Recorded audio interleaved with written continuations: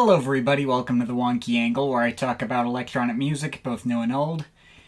And today, it is time for Some Stuff I Missed, in which I go down some stuff I missed. Not all the stuff I missed, but some of it. You know, over the course of 2025 so far, I feel like my upload schedule has slowed down quite a bit. In January and February, I had a brand new album I made myself to promote and ship out CDs for, as well as some minor YTP stuff on the side. In March, I got both nasty gastroenteritis and I think COVID as well, which put me completely out of commission for almost the whole month straight. And April has been clogged up by writing this roundup at the same time as a Drexia Odds and Ends video, which I strongly suspect will also easily be breaking the 2-hour mark when it's done. Also, overall, this time I've been adjusting to a new day job that's given me less time for videos in general. But hopefully I can make up for my comparative absence lately with this roundup, since I've decided to really go the extra mile and make it what I think is going to be my new longest video to date, full stop. Including a whopping 42 releases on the docket, the most I can fit in one video without breaking the character limit for video descriptions. Mostly from the first third of the year, with a couple left over from last year. Just going fuck it and throwing caution to the wind with video length. Y'all seem to like it when I go longer with these anyway. As always, do not feel obligated to watch the entire video in one sitting if you don't want to. I'm obviously not even recording it in one day. Though, making this roundup gave me a much better feeling about the state of electronic music so far this year than I was feeling at this point last year. Finding a lot more keepers that I'm hopeful will stick with me longer among the several actual 8s, and a bunch of the higher 7s, which might end up growing on me after I upload this. So I do hope you click around and check out some of these projects you don't recognize, including those which might only get scores in the 7 range or lower. The main purpose of these videos is discovery and putting people onto stuff they might not have heard before. Maybe an album I only thought was good will be your album of the year, you never know. If you're interested in knowing my favorite and least favorite tracks on any given project, I have my usual paste bin document linked below in the description, and of course the usual disclaimer that everything is just opinion and you can feel free to disagree with it, you know the drill. Let's not waste any more time and get right into it. Starting off with, from Mass Bokus, Reconnecting.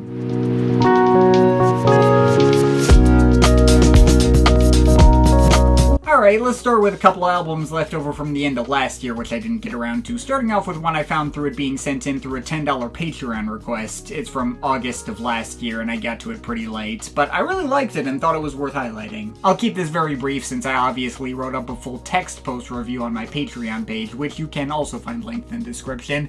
But if you're a fan of like early 2000s IDM in the vein of like Casino vs. Japan, early Fortet, or maybe the second to last artist I'll be talking about in this video, you'll want to give this a shot. It sounds like the kind of thing that could have released in that era and, like, become a cult favorite on Rate Your Music or something like Il-Kay's Pistachio Island did. Just a lot of really nice, warm and emotional electroacoustic blends, nice pleasant guitar and keyboard arrangements, bouncing off synths and breakbeats and stuff.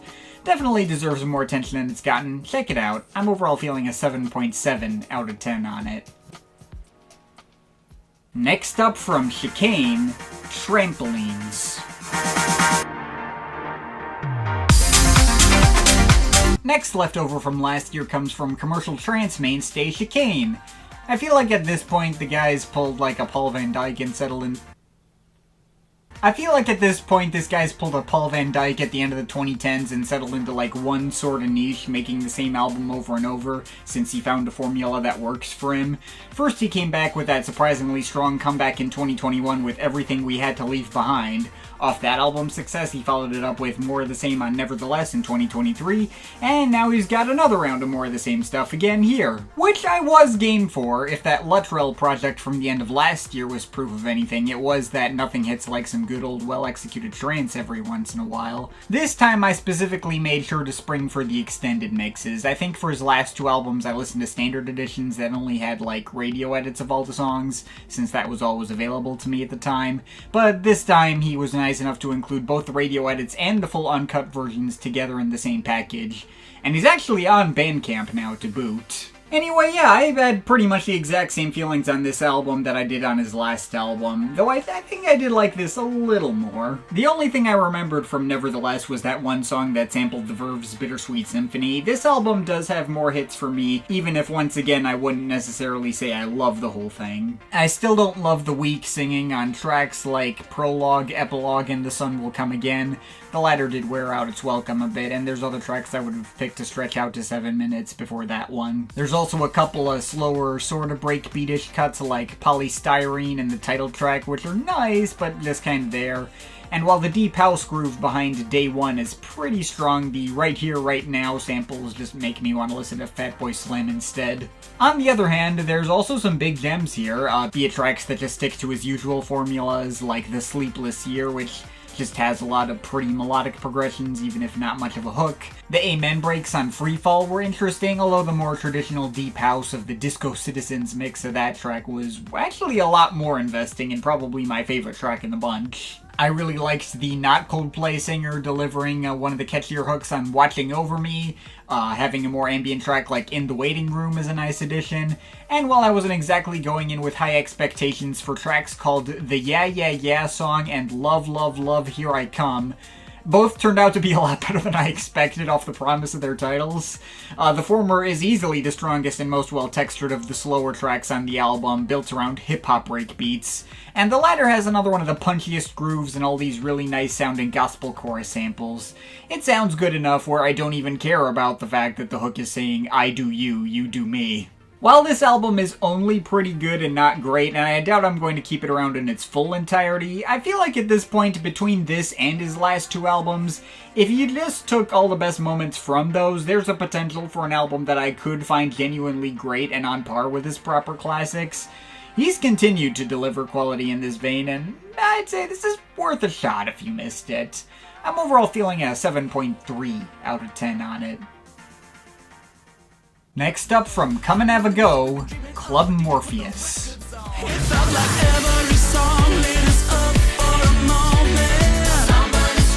So somehow I almost completely missed out that there was a new Comanavago album at the end of last year. This fairly under-the-radar synth-pop and dance-pop duo really impressed me with their debut album in 2020 called Heart Failure. They brought tons of great hooks, bombastic production, and lots of infectiously passionate personality in their vocals.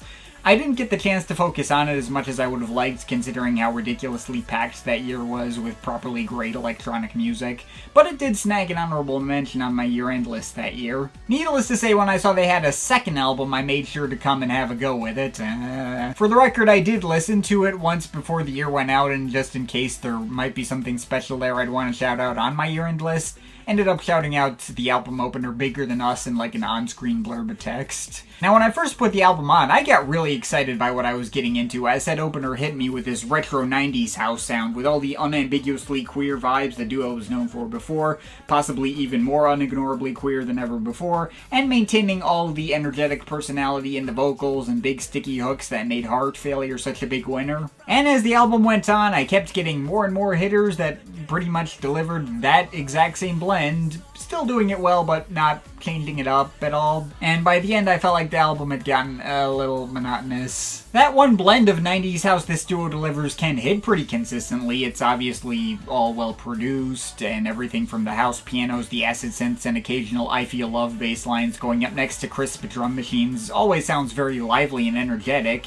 And there's plenty of strong hooks to go around, but there's almost zero sonic variety in this album at all. At best, there's the Katy Perry feature on Ring as she raps about being a C-word and she wants girls to sit on her dick. And Chicane has a few spoken word passages. The closer Glitter also has a random tempo change at one point, but that's about all I feel like I can break down here. All of these tracks sound like exactly the same to me, and that lack of variety makes this album feel a fair bit longer than it actually is. It is a shame since I really like every single one of these tracks out of context from the full album, and it is for that reason I still think I can say this project is generally pretty decent to good. But if it weren't so ridiculously one note, then this could have been properly great just like Heart Failure was, and that makes it a lot more of a frustrating listen than I would have wanted, unfortunately. Still enough quality here to recommend giving a shot regardless, and I can easily see it hitting better for other people. I just wish I could have gotten more out of it myself, and I feel like their debut runs circles around this.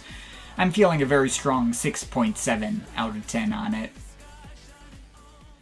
Next up from Orkun A, Spirit Frequencies.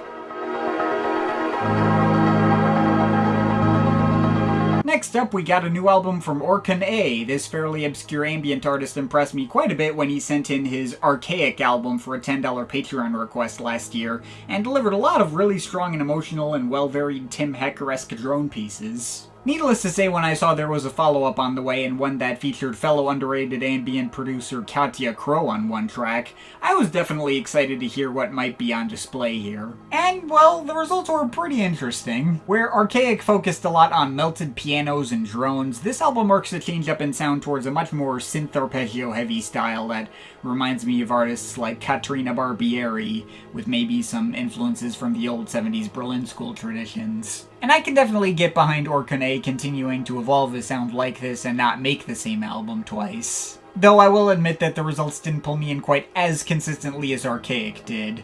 It has its moments for sure. The cloudier intro Unfolding is nice, as is the only track to stick more to the dronier approach of his last album. I like the more pleasant melodic progressions of tracks like Lifetime and Perpetual Patterns, or the more muted atmospherics of Blue Lines. The album ends pretty nicely as well, with two cuts aiming for stronger emotional notes in the more dramatic Ultra Dawn and the more relieving and uplifting closer This World. The latter might be my favorite cut here. I did also think both of the SFQ interludes were a nice addition and added some nice low-key melodies in place where they could fit as effective breathers. However, there were also cuts that hit a bit more of a sour note, like soul synth and shifting, which, while nice for variety's sake, weren't really the most fun to get through. And the Katia crossover wasn't really a major highlight for me either, unfortunately. I can appreciate it as trying to be a sort of bigger scale climax moment for the album that brings in all sorts of different sounds from across the album, but I just thought it kind of meandered on and didn't deliver any sounds in particular that weren't done better by other tracks here, adding to more of a sense of this album starting to run together a bit more. But yeah, overall, while I don't think this is as strong as his last album, this is still another pretty solid effort from Orkun. I appreciate the sonic evolutions being explored here. There are still plenty of cool ideas and strong emotional moments to make this worth giving a shot, and seeing I was also more cold on Caterina Barbieri than most, I can see this kind of stuff resonating even more for other people than it did for me. So give that a shot if it sounds like it'd be your thing. Also, if you like it, make sure to also check out the bonus EP he just put out like a few days ago to add on to the material from this album called Spirit Frequencies Volume 2. There's a variety of cool stuff there in a similar vein. My favorite track was the more peaceful and minimal Endless Blue, but all 5 tracks are nice in different ways. But anyway, I digress. On the main album, I'm feeling a 7.3 out of 10. Next up from Charaxes, Proof of Life.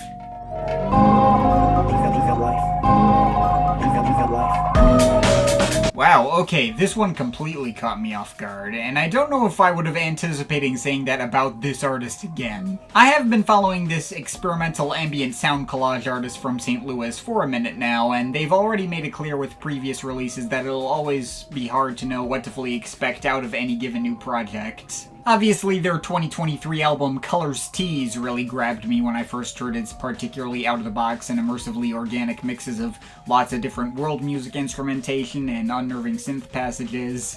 The production values may not have been anything to write home about, but there was something inherently charming to me about the lo-fi and sparse manner it was all assembled, which kind of reminded me of the way I've put together some of my own music, and that still effectively set up its fantastical forest environment and perfectly mirrored the Diorama album cover. There was absolutely nothing else like it I heard that year, and it ended up snagging the number 10 spot on my year-end list for 2023. And with their follow-up last year, Ekdysis, they made sure to really change things up and get a lot more experimental and daring with all sorts of wild twists and turns, including more than one out-of-nowhere breakbeat cut. Still maintaining that organic atmosphere that made me a fan of their work to begin with, but presenting it in a far more unpredictable way that would continually keep me guessing where it was going next. And since covering these projects, I've also heard their first 2 albums called Interludes and The Waking Year.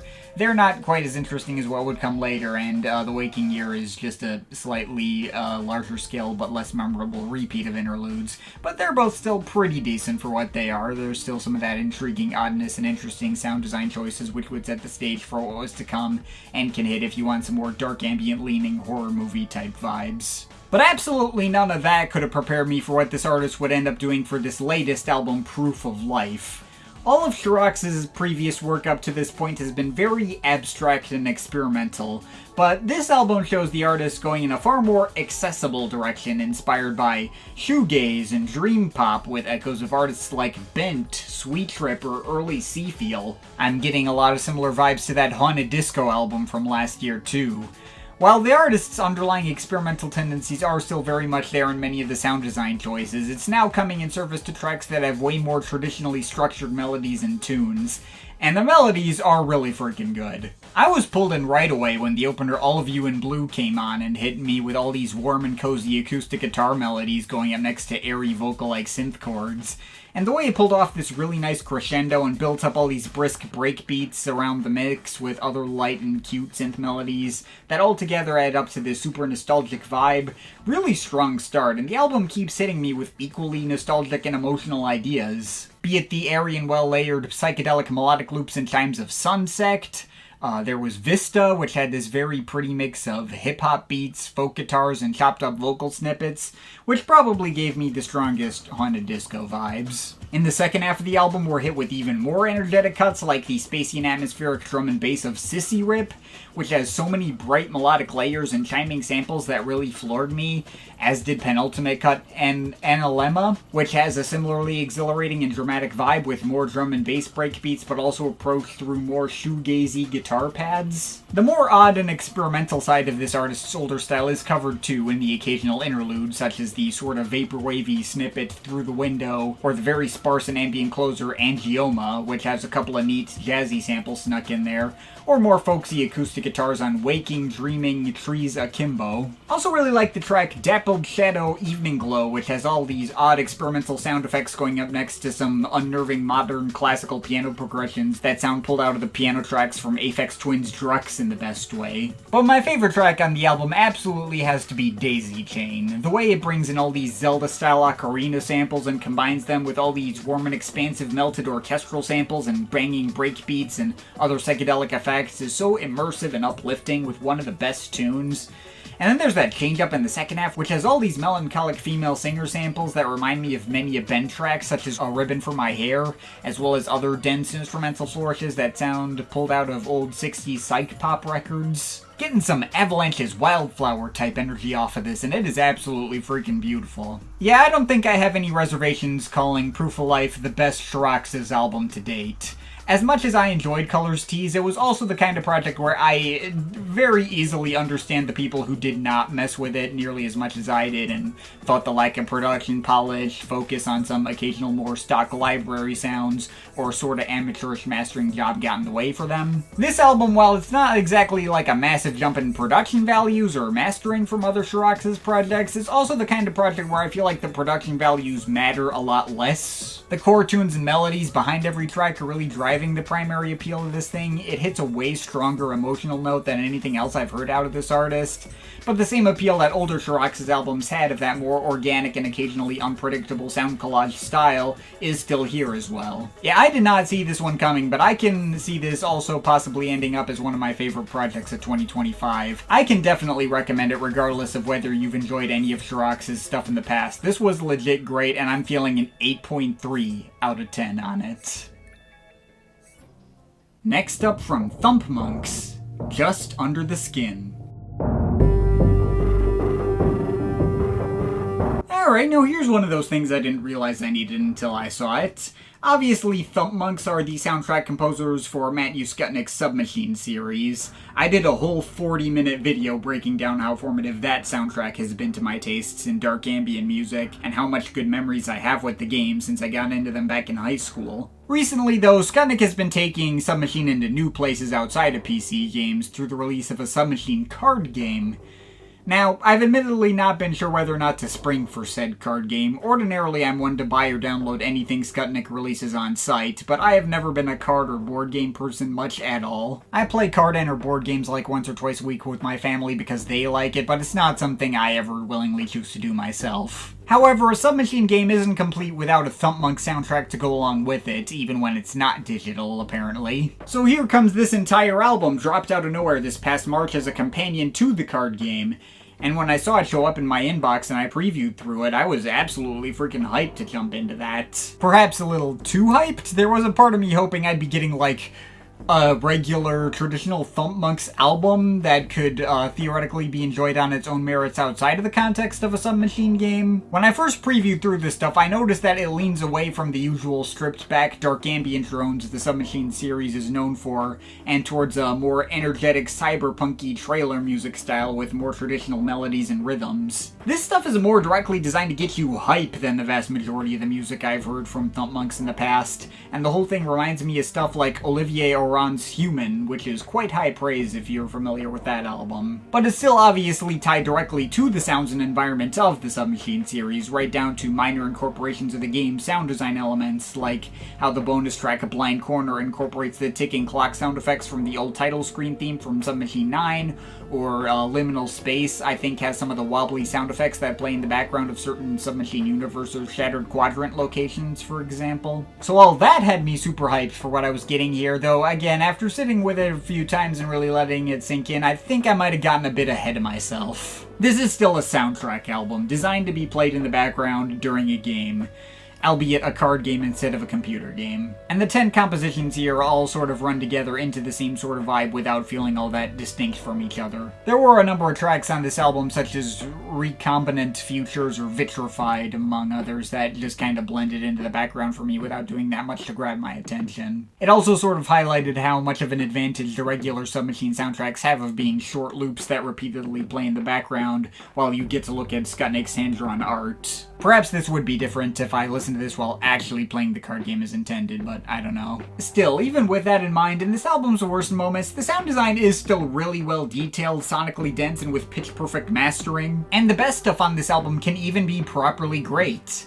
My favorite track here is probably just the title track and opener, features some of the strongest melodies and pretty immediately wraps me up in all its vibes with all those cool chiming and humming textures, a more hype-inducing version of the classic Submachine type atmosphere. Other highlights include Vertices, which has all these blipping textures that sound like certain walk signals at street intersections. There's a great crescendo at the end of that one, and some of the atmosphere on it kind of reminds me more like the Slice of Sea soundtrack than Submachine, which is awesome in its own right. I also loved how Night Machine got all symphonic near the end with all these massive dramatic string pads. The number is off, sounds like it's taking the lower key synth patterns from the old Lucky Room theme and presenting them in a new darker context, which I really enjoyed. Exit State had this whole awesome synth solo going through its second half and some more of the most striking melodies on the album floating through it. And Overfill has a really nice classical piano section at one point. Overall, this is still a really nice album with amazing sound design. I may have personally had higher expectations for it, which probably were not fair for what the album was actually going for.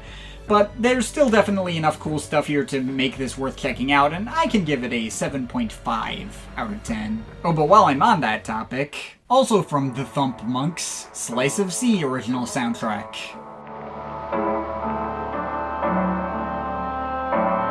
So this finally got a standalone release after I wrote that last segment and a bunch of other segments in this video. The game may have been out for 3.5 years, so this obviously is not new and won't be eligible for the year-end list or anything, but I feel like I need to take some time out to specifically highlight it anyway, because it is another great Thumpmonks soundtrack to another excellent Matt U. Skutnik game that I've already loved for a minute now. Like with the Submachine soundtrack, this is the kind of thing I feel like I have to recommend you play through the game first and digest this as a standalone album second.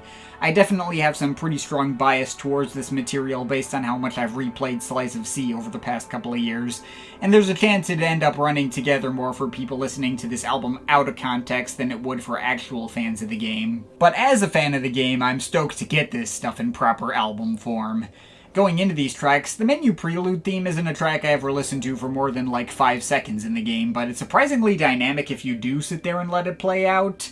There's some nice cello performances thrown in there. And as for the game's major themes, I remember first turning on the game and immediately getting pulled in by hearing the initial Mountains theme, hearing a marginally more melodic take on the usual Thumpmonks drone style, complete with various triangles and samples of freaking throat singers, was awesome. The Train Yard and Town themes are quite handily the themes that play the most in the game and are my two favorites.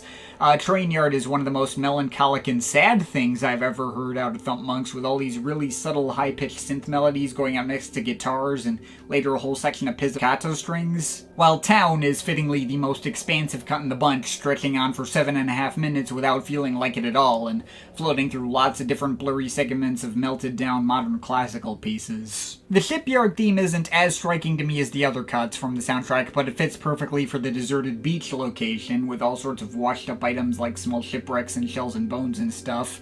The tanker theme fittingly takes a turn for the darker and more metallic, like a more traditional submachine drone piece, and that's super immersive as to be expected. And of course the Heaven theme soundtrack's a very short but pretty unforgettable segment of the game, and for this theme, Thumpmonks melt down Katyanki's separate theme song for the game's intro cutscene and credits, isolating her vocals, covering them in absolute tons of reverb, and blending them with lots of warm, bassy synth drones. And it's just as surreal and subtly beautiful as that segment of the game looked. By the way, Katyanki's theme song for the game, called Let Me Go Home, is not included here for obvious reasons of not being Thumpmonks, but it's worth looking up in its own right. It's like a melancholic, folksy sea shanty type tune, which was pretty interesting and fit the vibe of the game very well in a very different way. Though to make up for that track's absence, there are 4 bonus tracks included on the album as well, which are all pretty interesting. There's a Town source track, which shows what the Town theme originally sounded like without all the effects layered on top.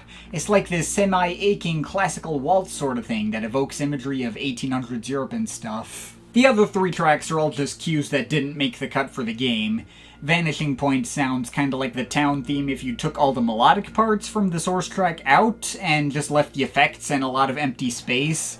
It's kinda interesting and still works for what it is, but it's not as interesting as the remaining 2 cues, which get a fair bit more subtly dramatic. Waterborne sounds like it could soundtrack some sort of super dangerous final area. It gets like way more tense and driving than anything else included here, and that's pretty awesome. And Lost at Land feels like it could have been an alternate credits theme with more present melodies and rhythms that feel predictive of what would show up on the Just Under the Skin project I just got done talking about earlier, although with more of a melancholic and sad tone is to be expected for the tone of the game. The choirs are pretty awesome too. I think the addition of these bonus tracks actually helped the soundtrack go the extra mile in a way that it might not have on its own. The core 7 tracks still make for a great experience, one that I've not only sunk myself into all but the menu theme for long periods of time already, but one that also flows surprisingly cohesively when all played back to back. But the extra tracks add even more flair to the experience and make it feel even more complete. So yeah, probably not gonna surprise anyone that I give this soundtrack album an emphatic thumbs up. Just make sure you play the game first. The game makes it all even better, but the game wouldn't be as great as it is without the soundtrack either, so yeah. On this album, I am overall feeling an 8.3 out of 10. Next up from Kinoteki, The Visitor.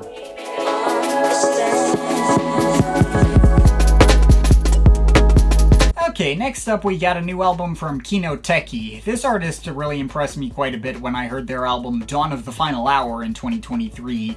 A really versatile blend of 90s rave and house and garage and dubstep and plenty of other dance styles that was consistently exciting. And even if there were other albums that year with more replay value, it did hit consistently enough anytime I put it on to still notch an honorable mention for my year-end list that year. Needless to say, I was interested to see how that album would be followed up. Though really this new album, The Visitor, is less a follow-up to Dawn of the Final Hour and more of a follow-up to an EP or mini-album they put out at the beginning of last year called Faith in the Vessel, which sonically pretty much followed in the exact same footsteps as Dawn of the Final Hour, but also attached a very loose dystopian sci-fi narrative concept to it, with the titular Faith character repeatedly attempting but failing to escape the world she lives in. The Visitor takes place in the same universe as Faith in the Vessel, this time centered around a character called Julie, who's been forced by her parents who work for the government to be enlisted in fighting a war, and thus making her best possible efforts to find and experience true love before it becomes inaccessible to her. Though really, the concept and story of this album is just kind of window dressing, and it's only science fiction insofar as part of the Bandcamp description uses a bit of sci-fi proper noun naming conventions like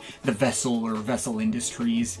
The narrative really doesn't play any part of the music itself outside of being a purely metaphorical device to represent the personal struggles and losses the artist has been going through in real life, as well as the weight of of simply existing in a world that's getting more and more ridiculously dystopian with each passing day and feeling completely helpless to actually do anything about it. Where Dawn of the Final Hour and Faith in the Vessel were fairly up-tempo and seemed to be primarily designed to just be immediate, exciting listening experiences, The Visitor feels a lot more personal and a lot more downbeat, directly designed to hit on a deeper emotional level in the same way as, you know, Burial's Untrue. The burial worship in particular is a lot more obvious here than it was on any other previous release I've heard out of Kinoteki so far, but the world is never going to be made worse by more stuff that sounds like a burial, especially when it's able to recapture the mood as well as so many moments of this thing can. I will say if there's anything that might hold this album back from hitting on a properly great level for me right now, it's the structuring of it, or lack thereof. This is a fairly long-winded and unwieldy album with 18 tracks adding up to 70 minutes total, and while the unkempt messiness does feel like it might be part of the point, the album at least provides enough variety to somewhat justify the length,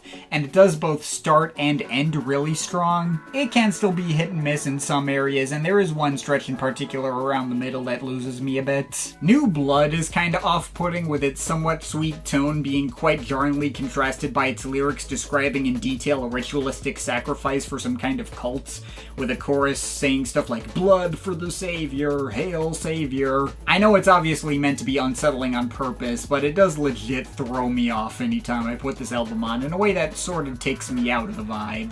As do the screamed vocals from Thanks for the Flowers at the very end of Path Angel / Eternal Sacrifice. Also wasn't especially feeling the vocals on the track more than I can say, and while I really wanted to be able to get into the piano interlude Chelsea session, and I think it had the potential to be one of the album's heaviest emotional moments, I do think it's undercut by the inclusion of some studio chatter between Kinoteki and Anna Lily being layered on top of it and making it come off less serious. All these tracks I can easily see being favorites for other people, I just didn't really connect with me personally. But with all that out of the way, there are definitely more hits on this thing than misses. There's a whole run of major highlights at the very beginning. Make Me Understand is an excellent opener with lots of emotional soul samples and atmospheric pads. Feltert AM All Night sounds like the artists repurposing a very similar sample to Burial's etched headplate and doing their own thing with it. And Close Your Mind, Evergreen to Myrtle, and The Fallen Angel Story with Visor are both energetic house cuts with punchy soul singer sampling that almost give me a tiny bit of a DJ Sabrina kind of vibe. Beyond that, tracks like In Your Head You Were the One and 160 Proof with DJ FLP have more of the strongest and most striking sample chops on the album. There's a surprisingly nice chill and spacey hip-hop cut featuring 645AR of all people. I did not expect to get into that one, given my only previous exposure to that guy is the shitpost meme song that first blew him up, where he did like the most ridiculously squeaky voice you've ever heard in your life. But here the guy plays it completely straight and raps in a much more normal sounding voice, which is both nice and ends up fitting the vibe surprisingly well. Beyond that, If Only You Only is a really nice and colorful and dense footwork-inspired track. Glass is kind of a downbeat synthwavy trip-hop interlude, which makes for a nice breather. Bystander 2 has some fantastic spacey synth chord progressions that feel very Lone Galaxy Garden-ish. And the 8-minute closer Stray Dog with Avenad is about as climactic and satisfying a finish an album like this could have. Also, if you buy the album on Bandcamp, there's a bonus track called The Rapture, which is marked as a demo, but sounds pretty finished to me, and hits on more of the same spacey emotional vibes the rest of the album focused on, fitting for a secret alternate ending. So that's about all I have to say on The Visitor. I will say that Dawn of the Final Hour was much more immediate a listen for me and impressed me more in the moment, while also obviously being more consistent and tightly structured. This one I think might need more time to grow on me since it is a bit on the messy side, but I feel like this one actually has higher high points that might give me more of a reason to come back to it. As all over the place as this album was for me, the moments on it that hit really freaking hit, and again, the hits did outweigh the misses. So I guess we'll see how I'm feeling by the end of the year. I think I might hang on to this one as well in case it ends up clicking with me even more than it currently is. In the meantime, I can definitely recommend giving it a shot if you missed it, and I can give this a very strong 7.7 out of 10. Next up from Memory Pearl, Cosmic-Astral.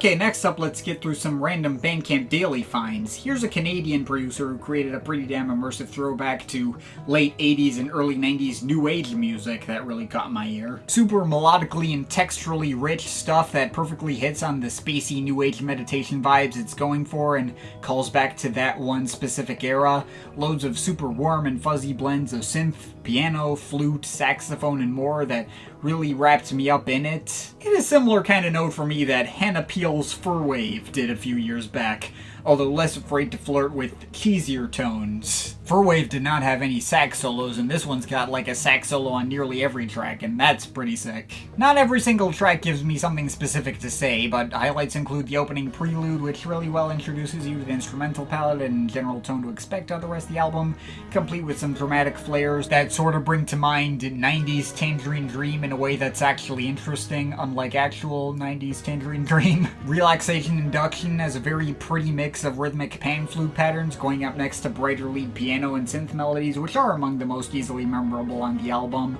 Astral Travel is one of the cheesier moments, thanks to some of those Phil Collins 80s beats and the processed vocals saying the title, but I do kind of like the verse-chorus build-up and payoff structure it sort of has. Most of the 5-part Music Travel suite comes off like interludes to me, but Music Travel 5 does have quite a few moving parts to it, and this cool tempo change in the middle, and Music Travel 4 is my favorite track here by some distance. It starts out with a direct reference to Steve Reich's Music for 18 Musicians, that was pretty awesome, but then it builds up all these synth strings and MIDI fretless bass lines for some well-textured groove. And of course the album ends really nicely on Postlude, which starts out with all these squirty analog synth effects, but then builds into some really nice and peaceful emotional piano progressions. Overall, yeah, this achieved exactly the kind of experience it set out to make. Really enjoyed all the bright melodies and textural detail and the throwback new age aesthetics. If that sounds like it'd be your thing as well, then give this a shot. I'm feeling a 7.7 out of 10 on this as well. Next up from 8 Ulentina, Surpassing Disaster.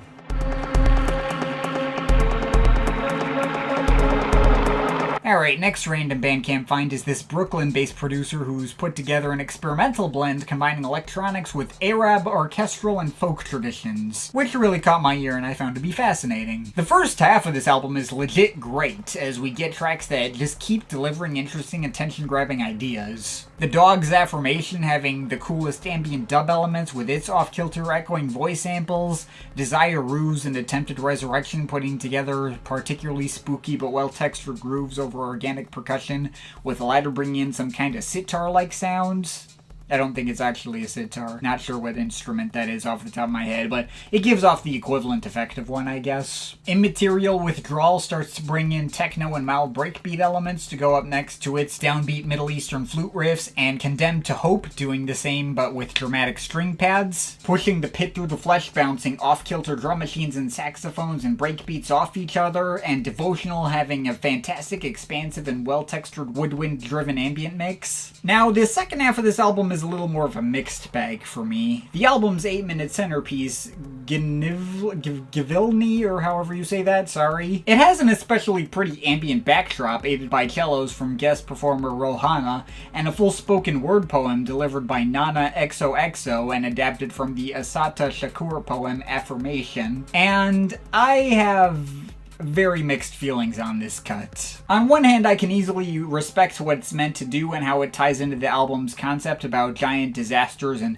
overcoming overwhelming war and death and destruction, especially all the references to the Middle East. And the words originally from someone affiliated with the Black Panther Party who was detained by the FBI and charged with loads of crimes including the murder of a police officer, talking about believing they can overcome the oppression they suffered under. That is powerful, and it's the moment of this album that most unignorably addresses the concepts and thematic inspiration behind it. But it is a hard track to listen to since Nana XOXO's vocal delivery is very over the top. They go from semi-exaggerated theatrical speaking to screaming their lungs out with loads of effects, And, while again, I know why it's being executed the way it is, the final effect is very jarring and unimmersing for me. It reminds me of, like, DJ Shadow's Give Me Back the Nights. Again, it's obviously not supposed to be fun. Being jarringly unpleasant is clearly the point given the subject matter, but that doesn't exactly make me want to come back to it as music. The rest of the album beyond that point kind of circles through a lot of the same ideas the first half focused on, but kind of in a more meandery and less structured manner.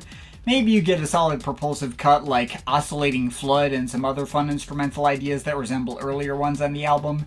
Still executed well, but I'm not as consistently pulled in by it as I was by those cuts in the first half. So that leaves me somewhat conflicted on this album. It's yet another one that I really want to love and is right there on the border of being properly great for me, but coming up slightly short for its front-loadedness, and the one track which, while topically resonant, throws me off more than anything. I'm open to keeping it around to see if it grows on me further. In this album's best moments, it can fill the same slot in my life that projects like Batu's Opal and 99 Letters Kaibo Zukan did a few years ago, so take that all as you will. I'm also giving this another very strong 7.7 out of 10.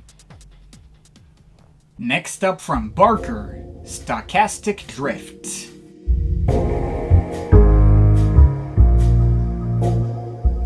Alright, next up, here's a name it's been a long time since I last thought about. Back in 2019, Sam Barker arrived on the scene with an album called Utility that combined elements of dub techno and trance, but leaned away from having stronger beat work and occasionally just took similar arrangements into entirely beatless territory. Which, to be clear, he's far from the first to try these particular blends of sounds or present them in the way he did. There's a pretty storied history of artists from Rod Modell to Gabriel Lamar to Yagya, which I'll be talking about later in this video, among many others who operate in pretty similar territory. But it was still quite colorful and uplifting for what it was, a nice listen, and it racked up a load of critical acclaim, both from music writer types who weren't used to listening to this stuff, as well as more active fans of these genres who were the ones who actually recommended it to me. I did a whole video on it myself by Patreon request way back when, so if you want to look it up, that's out there. I only thought the album was good and not great or exemplary and could be a bit hit and miss, but it had its moments and was an all-around pleasant time. Anyway, now 6 years later, he's back with a direct follow-up to that project here, and you can pretty much just word-for-word copy-paste all the exact same thoughts I had on Utility over to this as well.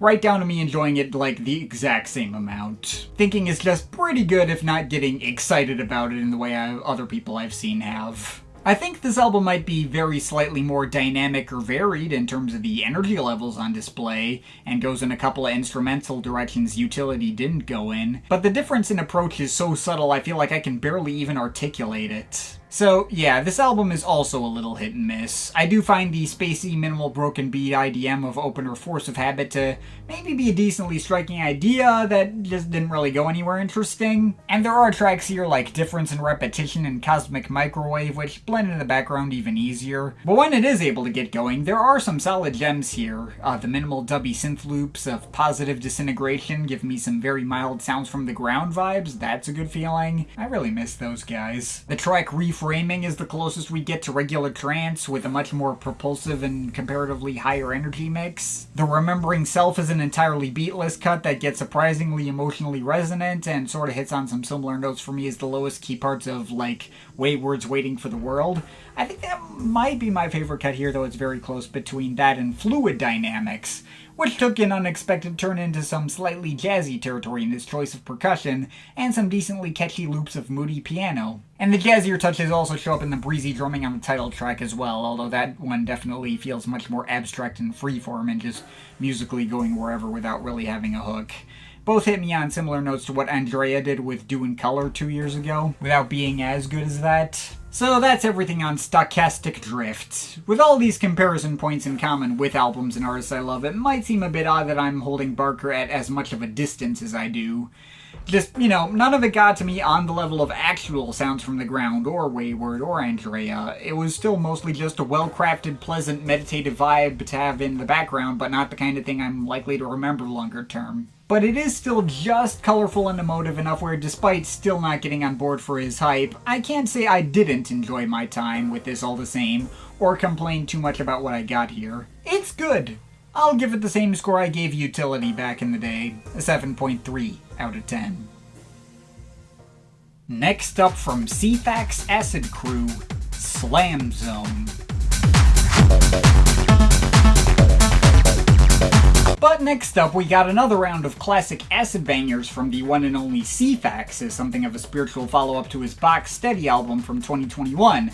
And big surprise, it's an absolute ton of fun. I will say this project does take a while to really get going. The opener, Dr. Caboose, is a decent enough little Mr. Fingers-y classic house cut, but makes for a surprisingly limp and forgettable start to the album that doesn't really grab my attention like the stuff to come. The near 9-minute acid cruise is fun and makes good use of its length, but again feels like the kind of track that would have made more sense near the middle or end of the album and is kind of a little on the lower energy side. And Camelot Interlude is what it says it is. Charming and quirky enough, but it's not my favorite of his Camelot-themed interludes. It doesn't hit like Galahad did. But once we get to Waltz Acid 2, the album starts to pick up for me. That track floats through lots of nice melodic flares, and the way they bounce off the acid squelching starts to give me similar feelings as when I listened to Orbital's Green album, especially near the end of the track.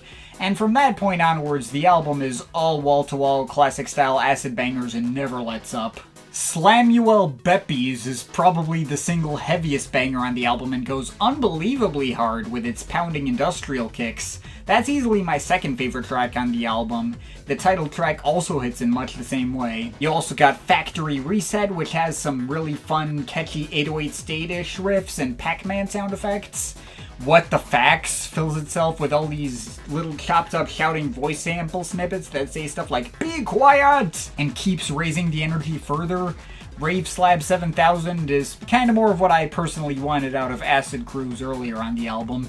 Again, doesn't really have a hook, but makes use of a near 8-minute length with lots of change-ups and evolutions. Closer Chord of Rave has a fun, quirky arrangement of fake tribal drumming and amen breaks that at first sounds like a lighthearted gimmick doing a rave-based imitation of a soundtrack cue you'd hear over some medieval court scene you'd hear in a crappy B-movie, but builds into something even more exciting and decently fitting for an actual album closer from him. But my favorite track of all has to be Life World. Easily the best melodic hooks and just feels so spirit-lifting, like an even better version of what he did on Eurozone from Box Steady. So yeah, overall I may not like Slam Zone as much as Box Steady. That album's obviously much better sequenced and paced and well varied, where this one has some above-mentioned structural issues, and I would get it if some people found it too long-winded or ran together, especially with the odd filler cut like Photon Funk, that might keep up the same high-energy vibes as everything else, but doesn't do that much to stand out from the crowd in its own right. But god, there are so many amazing classic rave bangers that prove Ceephax's expertise in just making great freaking dance music, and it's really hard to care about these issues when he's doing such a good job of keeping these done-to-death sounds feeling as exciting and fresh as he does. And 2/3 of this album is easily on the same level of quality as anything included on Box Steady, with the best moments hitting just as high points as the highest points from that album. So yeah, I think I can say he's done it again and delivered another great collection of dance music you'll want to hear. I'm overall feeling a solid 8 out of 10 on it. Next up from Phaeleh, Fear of Silence.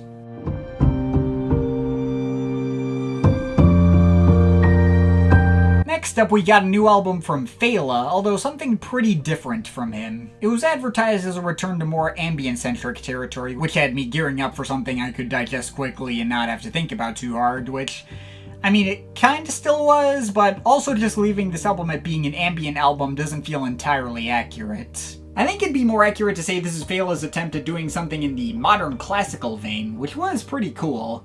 Not quite like any other project I've heard from him before. These compositions are still obviously very stripped back and low-key and meant to tug at the heartstrings, though he still gives himself space for all his usual, more evocative melodic progressions. None of these are straight drone pieces. They all have a sense of movement to them even when they're not actually going anywhere beyond their initial idea. Unsurprisingly, my favorite tracks were the more dynamic ones. The opener Winter with its percussive pianos building into gorgeous string pads, its more energetic companion Atlas, which adds in some lightly brisk percussion in the mix, Also the warm acoustic guitar plucking of Shelter, which gets progressively more densely layered as it goes along. Though every track on here is exceptionally pretty in true Phaeleh fashion, be it the pure orchestral string composition, Last Light of a Dying Star, the rapid pizzicato string plucking that goes throughout Requiem, the minimal piano composition Nothing Left to Give, where he gets a little bit of his Harold Budd or Bibbio Phantom Brickworks on, or the closer Obelisk, which starts out in this weird dark ambient territory before building into something more cosmic and expansive later. The whole album can hit for me in the same vein as BT's Everything You're Searching For Is on the Other Side of Fear. Obviously, it doesn't go nearly as deep in terms of the amount of substance, but can effortlessly hit comparable emotional heights in its best moments. Is this stuff gonna change your life? Probably not. This still kind of feels like a side curiosity in the greater scheme of his catalog. It's a little on the scant side with a few drops in pacing like the title track, but it's still a change up for him that I welcome. A lot of Phaeleh's albums tend to stick to a certain formula, and it's always good to hear him try new things which I haven't heard from him before. On top of that, his usual style of songwriting and composition does fit very well into this kind of modern classical leaning material, enough so where it never feels like a gimmick, and there's just enough variety to ensure the experience never runs together. I feel like there's the potential for something that could hit me on an even deeper level if he so chooses to continue down this direction and build upon these ideas more. That would be cool to see. As it stands, this is still a solid album. It got at the intended heartstrings, it's worth checking out. I can give it a 7.5 out of 10. But while we're on the topic of Phaeleh, also from Phaeleh, Dark Sky.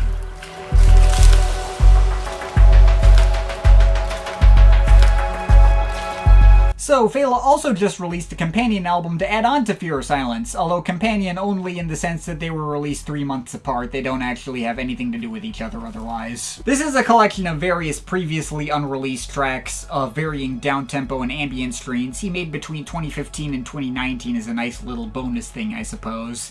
He advertised it as sticking to a more minimalistic approach than usual and stripping back excess layers in order to give the melodies and textures space to breathe, though while that is, in fact, technically what he achieved with this collection of tracks, in practice I don't know if stripping back these compositions as much as he did necessarily works to the benefit of this material. The lack of excess layers does leave open plenty of space, but I don't know if the textures taking up that space always make good use of the freed up emptiness.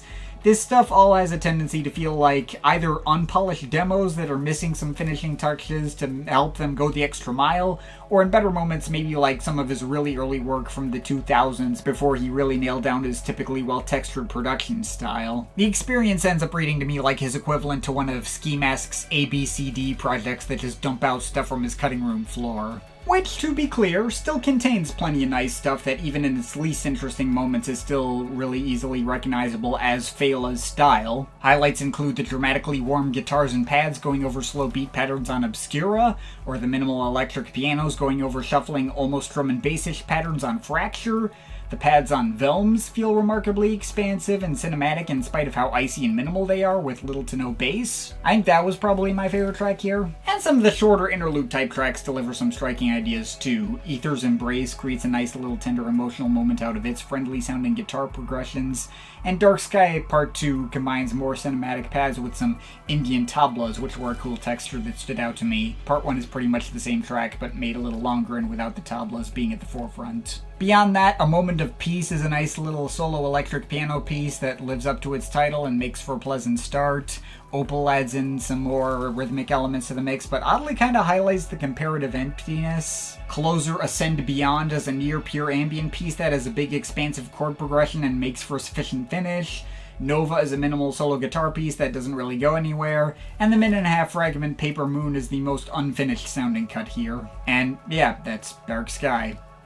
I mean, it's clearly just a collection of leftovers that haven't been given the level of polish that other mainline albums of his have, so probably best for his diehards and completionists, and not as much the kind of thing I'd recommend to more surface-level fans or people getting into his catalog for the first time. If you've never heard a Phaeleh album at all before, check out Fallen Light or Soma. But all of this is still decent and pleasant to have on at worst, and there are a couple of gems sprinkled in there, so if all of that sounds like the kind of thing you'd like to hear, then give it a shot. I'm overall feeling a strong 6.7 out of 10 on this. Next up from Staticanimal, terrific Tunes Tossup.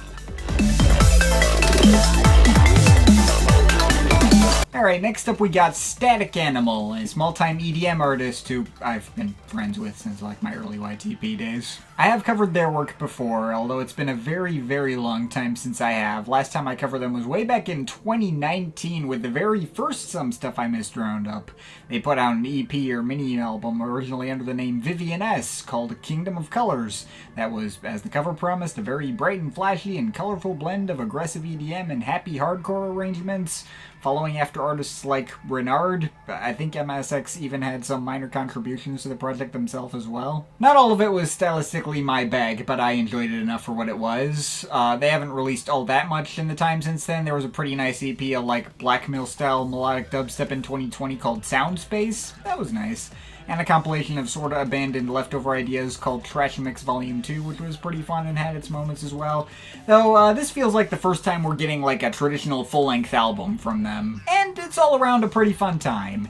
It's mostly still focused on bright and flashy EDM-adjacent arrangements, a lot of which can give me like Zircon-ish vibes, which is only a good thing. And there's a pretty decent variety of iterations on that style to make sure the sound doesn't get stale, but also feels pretty cohesive together. Highlights include Relived, which starts out as this kinda low-key video game soundtrack sounding thing with MIDI music box melodies, but builds into a shuffling, cheerful EDM tune with some light whistling synth melodies. I liked 9-2, which went for a melodic dubstep approach and brought in some vocals from Vorcannibal, which are pretty buried and mostly used for texture, but are just present enough to add some light alternative emo flavor to the mix, I guess, which turned out to be surprisingly fun. I like the more abstract broken beat IDM approach of Chaos Algorithm, the thumping acid-driven techno-trance blend of Greener Other Side, and the various different evolutions that the longest track Homecoming goes through, ranging from kinda low-key ambience to some trance-ish grooves that build up and down, to a few mild chiptune influences in some parts. And while Vessel 1 was nice in the way it combines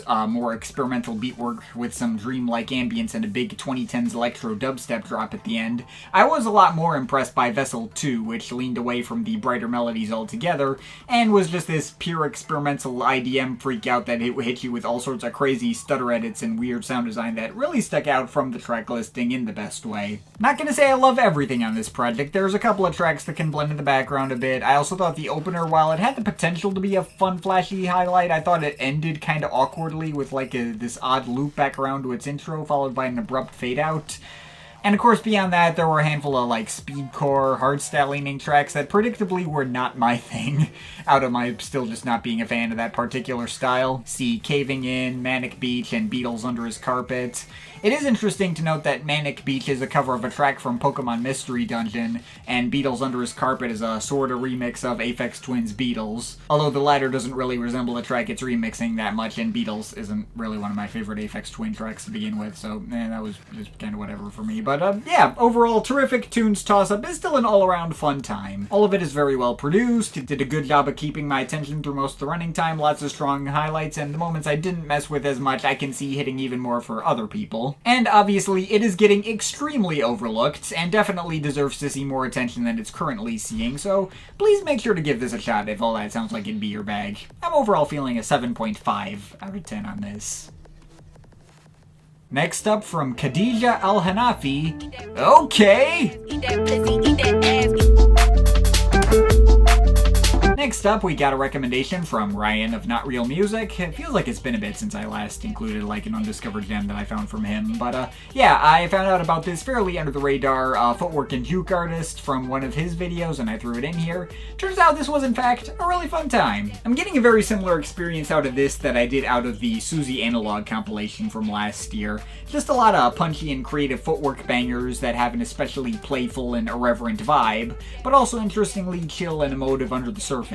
And while this album isn't as creative or well-varied as that one, it's a lot more cohesive and well-flowing and easier for me to get wrapped up in all the grooves it's throwing at me. I'm not gonna say this is an album that gives me a lot to say or break down. There's 20 tracks, though they're all super short fragments that range from 2 minutes to just 49 seconds, and pretty much deliver one idea and dip immediately to move on to the next one. But even with that in mind, the experience provided here was pretty consistently exciting, whether that be on the more irreverent moments like the repeated refrains of "look at the bag, look at the swag, lip gloss jackass. Or eat that pussy, eat that ass, bounce it on the floor. Or you want this bad bitch on your side, among others. It's that kind of project. The final track to your outro Crybaby builds itself around an auto-tune sample of a crying baby and somehow actually gets it to work. But there's also some really nice soulful atmosphere created by other moments, be it the changing sample chops of the opener title track, the wiry synth strings which have a surprisingly cinematic feel on Rocks before the rapping samples come in, the jazzy expansiveness on DJ Hanafi,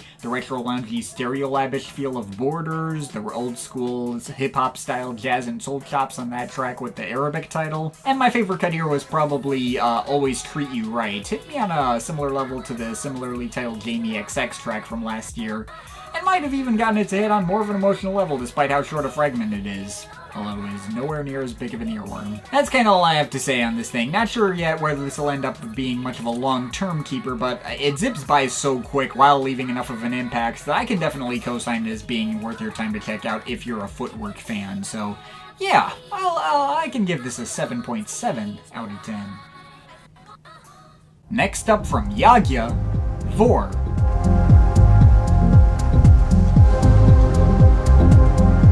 Yagya is a dub techno and ambient producer from Iceland who's been regularly added putting out critically acclaimed projects since the 2000s, and I've seen many a recommendation for over the years.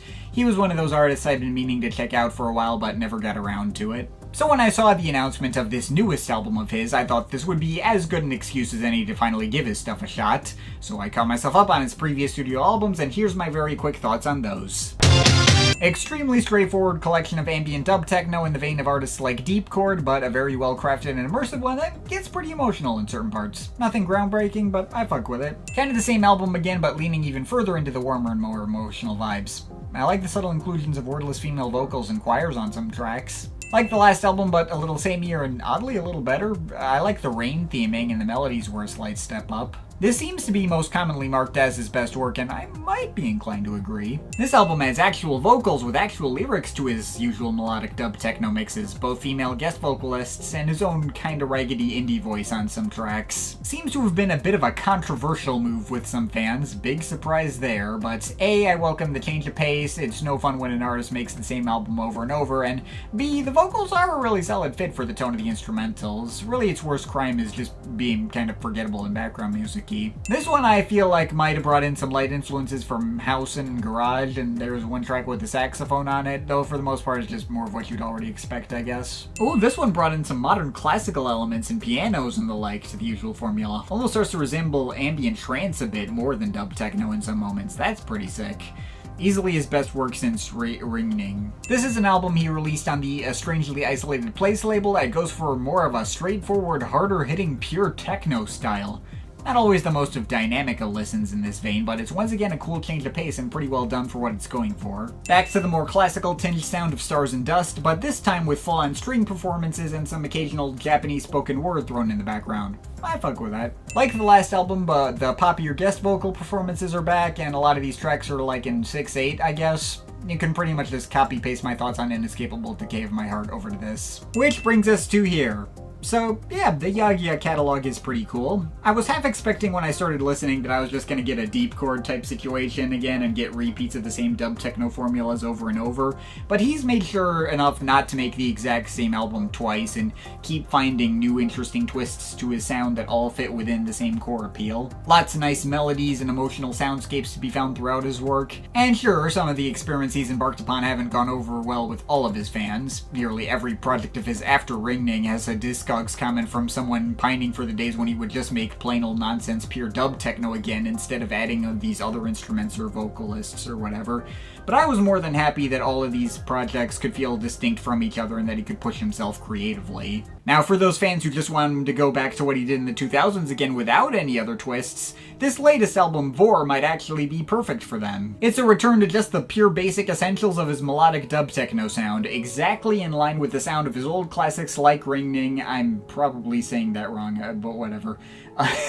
Nothing but the straightforward dub techno synth chord patterns, understated but mildly driving beat work and melodic soundscapes, nothing more, nothing less. Which was less exciting for me personally, as I found the results to be kinda uninteresting as a result. When I say there's no twists, I mean there's no twists. It's just his old sound from the 2000s played completely straight, and there's not even any real way to distinguish any of the 8 tracks apart from each other. Ostensibly, there's a loose seasonal concept here where the project is split into 2 4-movement parts. The first half, Vor, is themed after spring, and the second half, Hoesch, is themed after autumn, though they kinda sound the same in execution. I guess the Hoesch tracks might pick up a slight bit more classical influence in their melodic compositions, with a few spicier chords thrown in there for extra melancholic effect, but that's about it. Now, there is a floor of quality here. The melodic soundscapes are still well executed and immersive for what they're going for, and I did enjoy each of these cuts well enough for what they all are. I just don't actually have anything to say about any of them. So, yeah, that's kind of it. Album's decent, not really one of my favorites from him, might even be one of his weakest out of sheer redundancy, but it still hits all the notes you'd want a Yagya album to hit, and there are definitely some fans who will very much appreciate the back-to-basics approach here. So if that sounds like it'd be your thing, then give it a shot, but for me, I'm just feeling a 6.7 out of 10 on it. Next up, from Lorenzo, Bianchi, Hoesch, and Amir ElSaffar, Inner Spaces.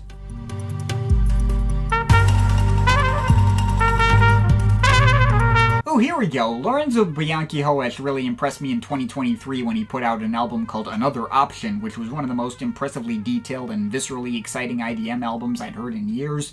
Ended up being my number 4 project of the whole year. So needless to say, I was excited to hear whatever he might have in store next. So here we have his new collaboration album with the Iraqi vocalist, santur player, trumpeter, and composer Amir ElSaffar. Quite the well-varied amount of contributions, all going into a project designed to explore the maqam modes of the Middle East, and combine that with jazz improvisation and electronic elements.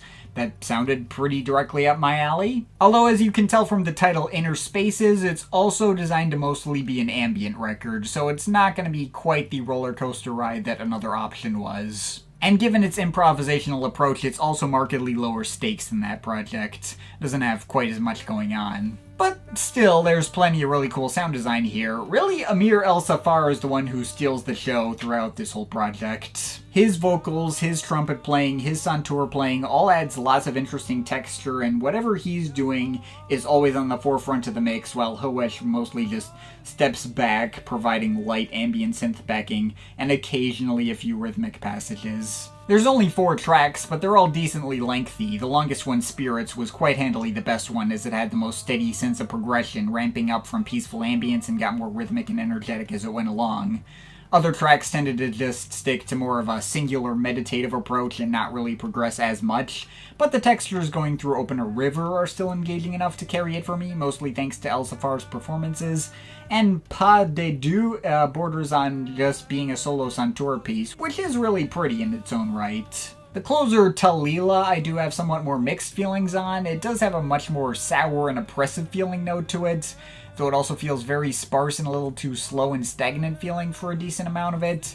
Just kind of not that fun to listen to. Although in the last 3 minutes, it suddenly turns into a total banger and picks up all this chaotic energy and gets way more well-layered. That was really cool. So yeah, while I do think I might have initially went into this with unfair expectations for it based on the promise of Another Option, this isn't as special for me as that. But I'm always game for a good improvisational meditation project like this, especially when it has this level of textural detail. So yeah, this is some good stuff worth hearing. I'm feeling a 7.5 out of 10 on it. Next up, from Bandler, Ching, Mercurial. Next up, back to random Bandcamp daily finds, and this was quite the impressive find. Bandler Ching are an electronic jazz trio from Belgium. I'm always game for some electronic jazz crossovers, even if some can occasionally be a bit hit and miss. But these guys sure as hell weren't boring. They're like halfway between names like The Comet Is Coming and that electro hip-hop scene that like Pretty Lights, Michael Maynard, and Grizz hail from. They both got some serious jazz chops with really strong live drumming, guitar, and saxophone performances, as well as a good handle on what makes the electronic side of this kind of music work. Not just thrown in for extra experimental flavor.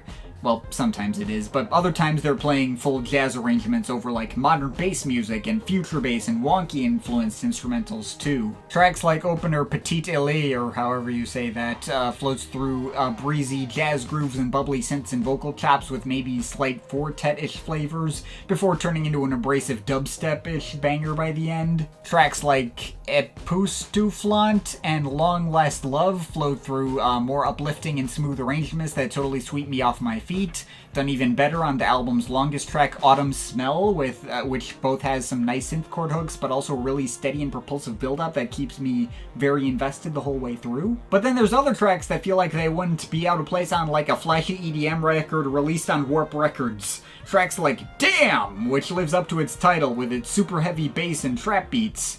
I might have hated that track if it came out a decade earlier, but it's a clear highlight now. Same with the round and jumpy bass lines on Mochi, which is probably the catchiest track here, or the Hudson Mohawk-esque slow burn of Ketsune, which manages to hit on some particularly strong emotional notes in spite of its wonky S-drops. And there's other moments where they stick firmly to the live instrumentation, not just the two percussive snap interludes, which sort of remind me of the interludes on Square Pusher Selection 16, but also the functional closer While the Others Sleep, which has a muted guitar performance going over breezy drumming that I suspect may be taking a bit of inspiration from like Radiohead's In Rainbows. So yeah, this album is really freaking good and kept me invested from start to finish. Really well produced too. It's not getting too much attention, but it deserves more. If you're into electronic and jazz, I think this is going to be a crossover worth hearing, and I'm overall feeling an 8.3 out of 10 on it. Next up from 01, Orbit.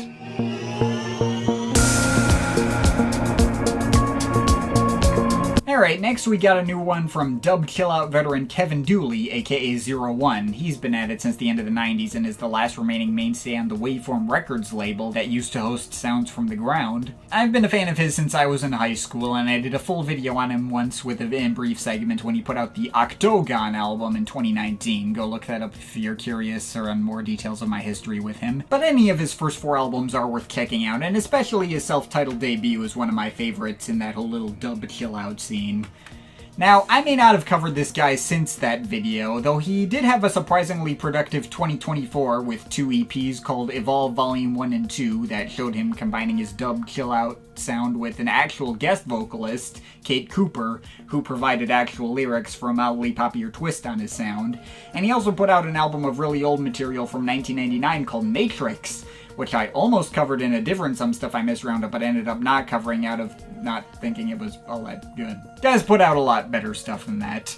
But now we got his next proper studio album here, Orbit. As far as new evolutions on his sound go, I wouldn't say this is really anything that new for him. Kind of floats through a bunch of sounds and approaches explored on his last handful of releases.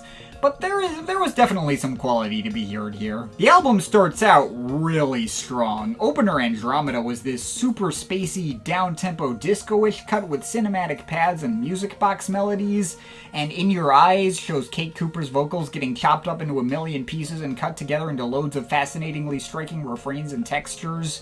It feels kind of poppy, but also not. Also really like the return to more standard syncopated dub synth patterns on Helix. That has a very sparse mix, but still creates a striking atmosphere out of it. Once again had me missing Sounds from the Ground, but 01's been here as long as they have, and he's more than able to scratch that itch. And then Emerald Planet provided some solidly emotive and soulful electric pianos to go up next to another spacey mix of synths and down-tempo beats. The rest of the album admittedly didn't hit me on quite as strong a level as that first stretch. I guess I like the "Let's Get By" vocal hooks on Parallax, the metallic clanging textures going up next to the echoing indie voices on closer Azimuth, or the mix of trap beats and electric pianos on Encounter. Also, there was another sort of pop track in the vein of the Evolve EPs in Away from Earth, which was nice.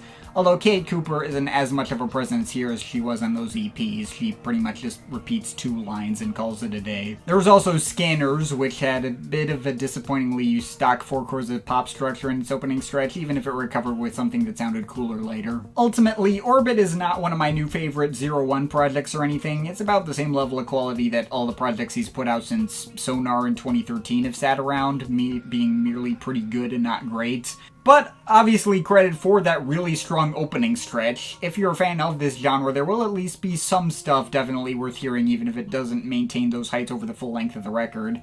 And hey, maybe some of those other cuts will hit better for other people, I don't know. At the end of the day, this is another likable effort from him, and I'm feeling a 7.3 out of 10 on it. Next up from Katia Crow, When I Was a Bird Up There.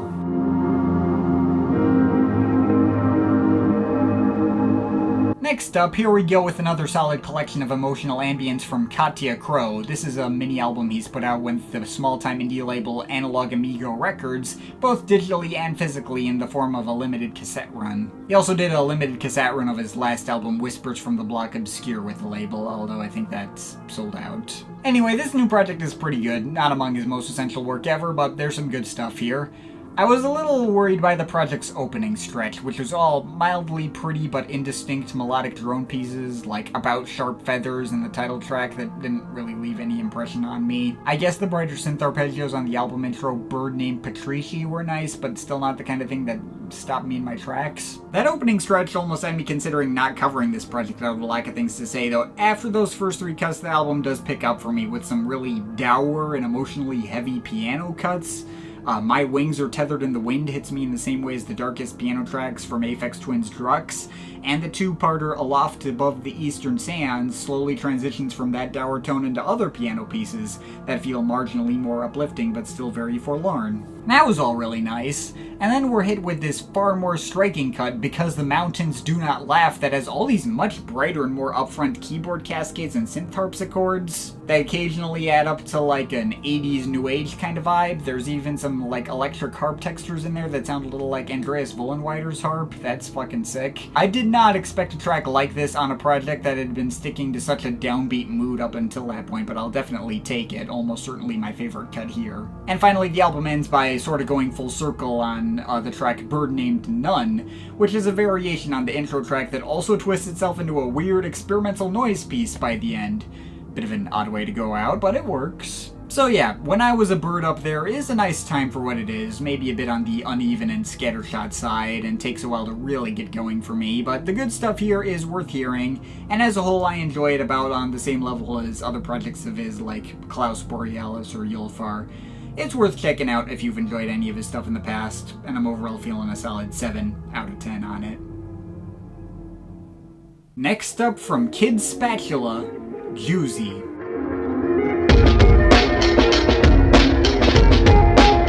Well, this isn't a name I was expecting to pop up again.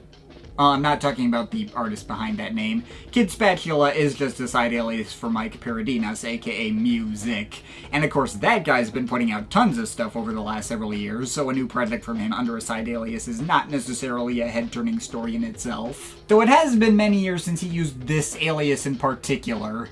Back in the late 90s and early 2000s, he used this alias as a dumping ground for various stragglers that didn't fit on his main albums. He put out 3 projects under the name called Spatula Freak, Full Sunken Breaks, and Meast. I reviewed all 3 of them when I did the Odds and Ends video for my music discography review, so you can check out that video for more details. TLDR, they're all fine. They've got their moments, but they aren't among his most essential work. Though I did quite like Meast, in spite of its being like twice as long as it needed to be. There was at least 1 album's worth of keepers in there. Knowing the pattern that previous records under this name carried, I was fully expecting this new Kid Spatula comeback record to be a souped-up collection of stragglers from his most recent work. So basically like what his Grush album kinda was last year. Though Juicy is definitely a different beast. It does still have a lot of sounds in common with his other recent projects like Grush in 1977 and Magic Pony Ride and all those, but there is a feel to this one that those other projects don't have. It feels darker, moodier, and spookier than those other projects, also goes into some weirder and more unpredictable territory, taking a couple of turns I wasn't expecting. Now, some of this album was in the territory I expected. Second track, Nedsis, sounds like another track that could have fit on Grush with its bright melodies and heavy breakbeats. And Clubman uses a similar mix of ambience and the exact same vocal snippets that showed up on 4am, the opener on 1977. Obviously to repurpose it into a very slow-building club number with stabby arpeggios. But in between moments like that, you got cuts like the opener Spitalfield, which has a super slow, minimal, not really trap beat without hi-hats, Lots of thickly unnerving and dissonant cinematic synth pads and round acidy bass lines. You got On the Green and Casablanca, which build some breezy break beats on top of super thick but isolated and moody ambience. Or Barb 1, which lets patterns of MIDI hand percussion echo out with tons of reverb over subtle ghostly pads and some quirky effects here and there. And you got the 7-minute title track, which that one did get a little long-winded and didn't really progress its mix of drunk-sounding synth vocal harmonies and various percussion textures in a meaningful way over that time, but the initial mix was interesting. But things do get more interesting on that on tracks that aren't downers, too. Leaked Blau has lots of unstable melodic synths, but layers them over a super crisp hip-hop breakbeat. Prully has lots of layers of sparkling melodies going over a slower abstract percussion mix that I swear had like some beatboxing noises in there. And the album's most energetic moment, Darth Vader, is one of its best, too. The thumping kicks on that one are super tense and exciting, and the abstract melodies and pads building around it add up to a real sense of epic propulsion that I really got into. And if we get into bonus tracks, there's two alternate Sussex Telecom mix versions of Barb 1 and Juicy that both provide much more energetic spins on their respective tracks. Barb 1 gets all these cheery buzzing synth melodies and Royal Astronomy aero synth strings layered on top, and the title track gets transformed completely into a far more exciting, spacious drum and bass track that barely even resembles the original. That was pretty awesome. So yeah, this was a good comeback for Kid Spatula. It's not necessarily one of my new favorite things Paradinas has put out in this era. Both Magic Pony Ride and 1977 are definitely better. Heck, if we're talking Kid Spatula in particular, Meast definitely had much higher high points than this, and there's nothing here that goes hard on the level of Housewife, for instance. But even with that in mind, I think there's a pretty easy case to be made for this as the best Kid Spatula album so far. It's at least the one that feels the least like a dumping ground for leftovers and the most like an actual album. He could have theoretically called this a regular music album and gotten away with it without people noticing anything was up. It's in a similar tier of enjoyment for me as Skrillex, so take that all as you will. This is a very nice album. I'm overall feeling a 7.5 out of 10 on it. Next up from Etienne De Crécy, Warm Up.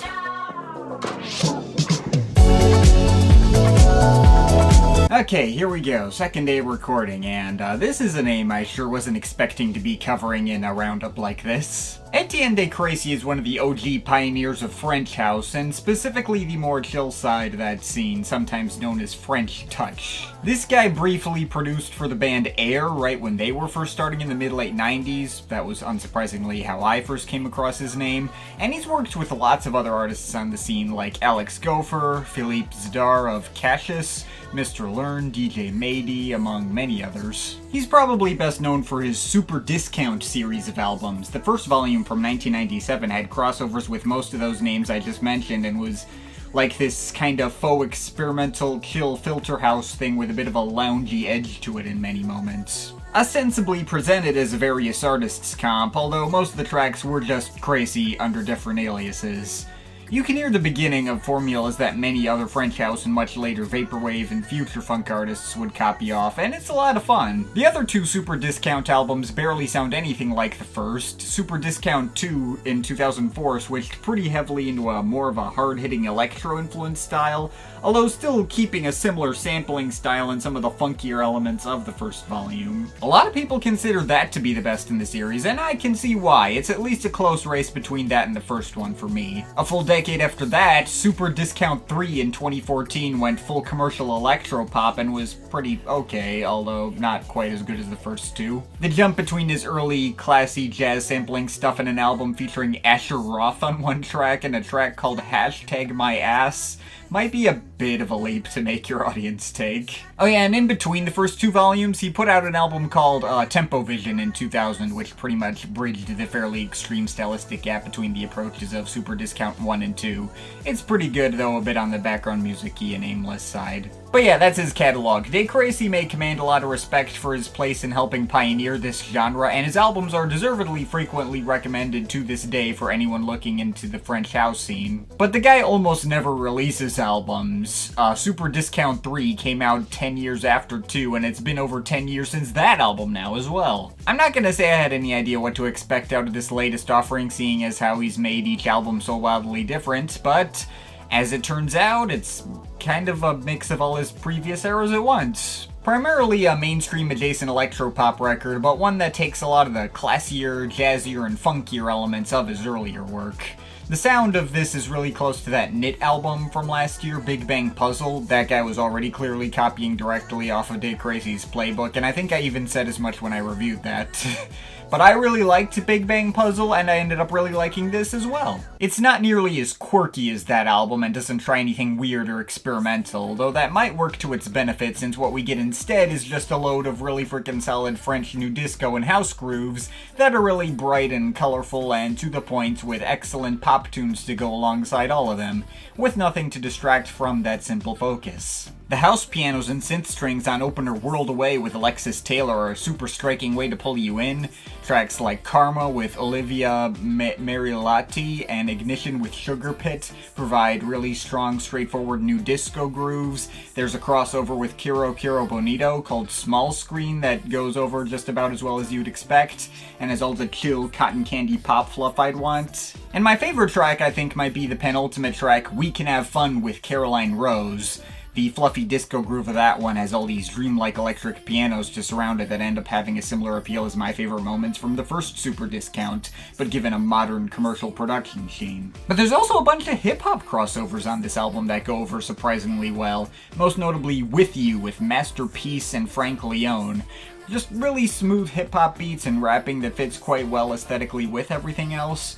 And Monte Carlo with Frank Leone hits in a very similar way, with even more of a chill melodic flair to it. Although the remaining track with Leone, Outside, is quite different. Leone just sings on that track without rapping, and makes for this marginally odder and sonically denser moment with all this vocal harmonizing and crazy bubbles of synths. Feels like there may have been like some, I don't know, like Tyler the Creator Igor kind of influence on that one.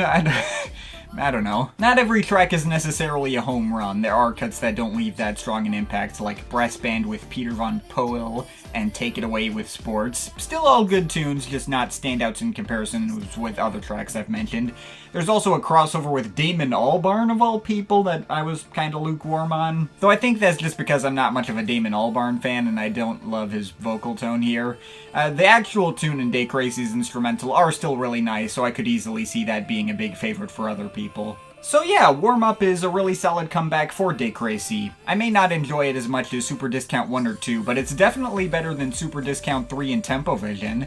Might end up hanging on to this and seeing if it sticks longer term, hoping it'll fare better on more repeat listens than that Knit album from last year.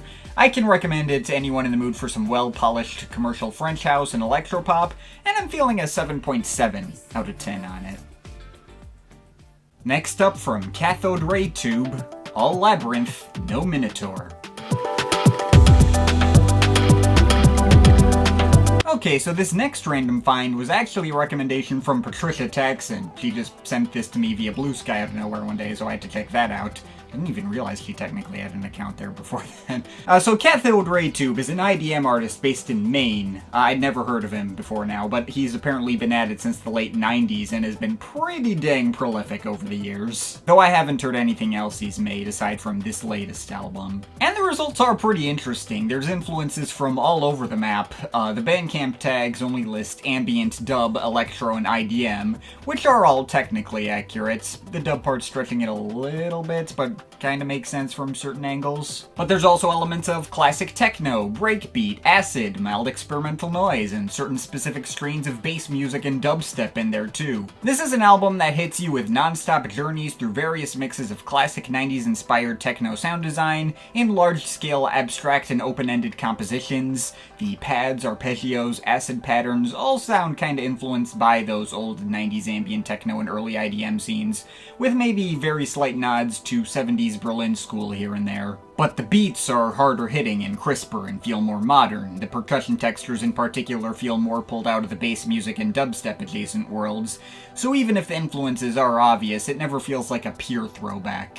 I will say that this album's open-ended non-structure is a bit of a double-edged sword. These tracks are always changing and feel very explorative, though if I didn't know any better, I'd have thought this entire project was made out of improvisational jam sessions from the way they kind of meander wherever they please without ever really seeming to have that much of a defined direction. And not every change-up leads to somewhere interesting. It can lead to some of this album falling into the background more easily than I'd like. Still, that is certainly not for a lack of substance if you are able to give it your full attention. I like how opener Walk the Frontier builds from pure abstract experimental squelching noise into a spacey and energetic broken beat techno jam, and following track Air Pocket kind of builds off a similar groove but progresses it in various different ways over the course of 9 minutes. All nice for what it is, although the point at which I really started to get pulled in more was the third track, Native Dymaxion.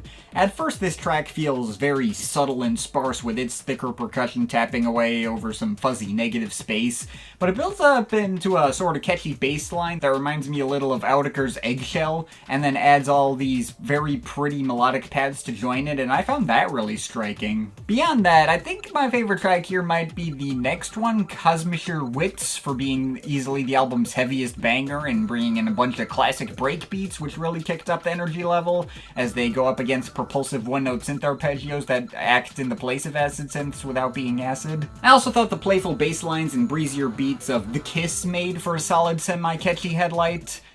Oh my god, fuck a semi-catchy headlight. Fuck you. I also thought the playful bass lines and breezier beats of The Kiss made for a solid semi-catchy highlight. Blame has the closest to dub elements with its echoing, shouting sample, but also mostly focuses on various acid-like synth arpeggios, which are pretty cool. And Closer the Labyrinth also makes for a refreshing finish to this thing with some of the faster-paced beats going up next to much lighter and airier pads that feel like reaching the light at the end of a tunnel. Overall, this is a really solid, well-produced collection of spacey, open-ended IDM jams. While there is a part of me who wishes this stuff clicked with me on an even deeper level than it already does, I kept re-listening to it several times, hoping that I'd find something about it that could put it into great territory for me, and I'm not sure if I'm all the way there with it, since my mind just tends to wander away from it in a lot of spots. But it's still really good and close to great for me. A pretty fascinating listen that will reward you if you're game for something on the cerebral side of these genres and you're able to really sit up and pay closer attention to it. I can co-sign this as worth giving a shot, and I'm overall feeling a 7.7 out of 10 on it as well. Next up from VOE, Vision of Empire. Alright, next recommendation is for an Australian drum and bass duo consisting of Caroline Tucker and Thomas Calvet. They've apparently been making some waves over there, and this is their full-length debut album. One of my longer-term followers has sent it to me via Twitter, and it seemed mildly interesting to me, so I gave it a shot. And I thought it was generally okay, though I don't think this really clicked for me as much as it did for him. As far as drum and bass goes, this is about as mainstream EDM radio-friendly as you can get. Just super straightforward melodramatic vocal pop hooks and super straightforward EDM bass drops going over drum and bass beats. A lot of this came off a little flavorless. If not for the drum and bass tempos, this would fit right at home in the EDM scene of 10 years ago without doing much of anything to stand out. But hey, I can enjoy me some mainstream 2010s EDM sounding stuff every now and then, and this is at least decently well crafted for what it is. Certainly really professionally produced. Caroline Tucker is a really solid singer, and it did have its enjoyable moments. Tracks like Holding On and Vortex had good ballady tunes and drops with some power behind them, even if not always the closest match for what they were building up. And the album does end really well. Illusion was a really satisfyingly heavy banger. Fall Apart had a pretty impressive neuro-influenced drop that got more complex. And easily my favorite track in the bunch by a long shot is the closer, Distance. That track just singularly focuses on making sure the actual tune and core emotions behind it are the primary driver. The vocals, build-ups, and drops all match each other's energy perfectly, and with easily the most emotionally resonant tune for me. But there were also moments that stuck out in the less good way. The mildly edgy metal influences on Edge of the World and Patient War were not really my cup of tea. With all due respect to Thomas Calvet for contributing vocals on the album at all, he is just the wrong kind of singer for tracks like those. You really need some kind of more forceful singer like Rob Swire for that kind of thing to work, and he's doing like some kind of introverted indie R&B crooner thing that does not fit at all. I also found some of the inclusions of pitched up or down vocals to be kind of annoying, like on Is It Really Love or especially Heavy Heart. And while I get the appeal of a track like the opener Feel Again, the fact that it built up to this really strong, hard-hitting drop, and then after 7 bars of that drop, there's a voice saying, "Switch!" And then it switches over to this much wonkier and more toned-down sounding drop instead. If the track just focused on one drop and or the other at a time, I'd have absolutely no problem with this track, but the fact that it does a bait and switch and puts more focus on the weaker drop just made it unnecessarily anticlimax when it could have so easily been one of the big highlights. And there are tracks that just elicit no reaction out of me at all, like Not For Me or Don't Leave. At least there's nothing there that annoys me, but the tunes are pretty weak and forgettable. And this is unfortunately kind of a frustrating one, because there are genuinely good songs here, including one really good song, but on a personal level, I just thought this album was okay. A major mixed bag that was genuinely fun in moments and just kind of whatever in others. And the more times I tried to put it on, the more my issues got in the way of the experience. Still, I know exactly the kind of audience who would mess with all of this way more than I did. The guy who sent this in to me called it his favorite album of the year so far, and I do at least get exactly the appeal of this kind of thing. I mean, it will not be for any classic drum and bass purists, but it will appeal more to like the 2010s mainstream EDM heads, and I think I can recommend it if you align more with that crowd. There is some good stuff here worth hearing, just as a whole it wasn't really my thing as much as I hoped it would be, and I'm feeling like a very strong 5.7 to a solid 6 on this. Next up from Telepath, Dawn Arrives.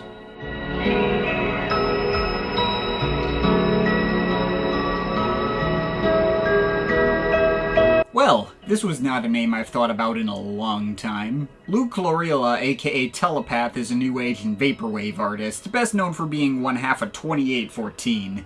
He was most active under this name in the early half of the 2010s, putting out very straightforward vaporwave records that I suppose fell under a subsection of the scene colloquially known as slushwave. Insert running joke for my comment sections you've heard a million times here. I have had a couple of run-ins with his solo work in the past, though I really only heard 2 projects of his when I did a marathon of a load of vaporwave projects many years ago. I heard an album of his called Beyond Reality, which I remember being pretty solid, and I also heard an album of his called To the Future, which I remember being pretty mediocre. They were both just like some of the most straightforward, no-frills vaporwave releases I've heard, just specifically focusing on atmospheric, pitch-down 80s samples without any twists or ironic detachment. But this new project is his first project under the Telepath name in over a decade, once again focusing on the straightforward atmospheric sample manipulation and new ageisms that first made him popular. And it's really nice. It's clear he's come quite a long way as a producer since 2014, and he's able to give these samples more of a sense of emotional depth and dreamlike spaciousness than the much sparser and emptier mixes he delivered back in the day. I will say the best track on this album by a long shot is the opener. By the way, I'm just going to refer to these tracks by their track number since their actual titles are ridiculously long and in Japanese. But yeah, the first track is 19 minutes of extremely warm and enveloping pads, laid-back guitars, and chiming synth melodies shifting through lots of subtle but heartbreaking chord progressions. It's so extraordinarily pretty to the point of single-handedly making this entire album worth hearing on its own. Phenomenal track. The remaining 8 tracks don't hit me on quite as deep a level as that first one, but they're all enjoyable to varying degrees. Other highlights include the stabbing bass and airy pan flutes of track 3.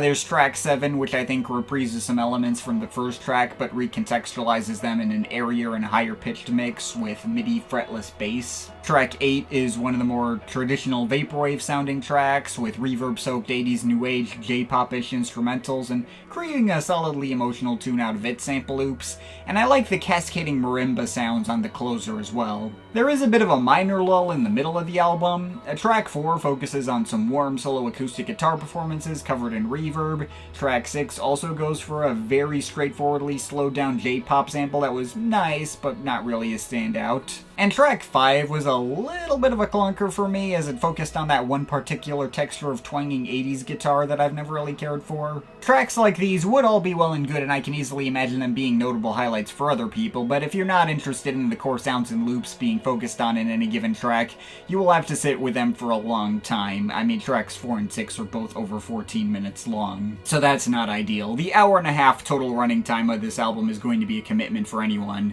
and I haven't even heard the surprise drop sister album he just put out after I wrote this segment. But still, even if I didn't absolutely love this album as a whole, I did enjoy it quite a bit. My least favorite moments here were still perfectly alright without necessarily making me want to skip, and it did have the one genuinely excellent moment, so yeah, I think if you happen to be a Vaporwave fan and you've somehow missed out that this existed, you'll want to give it a shot.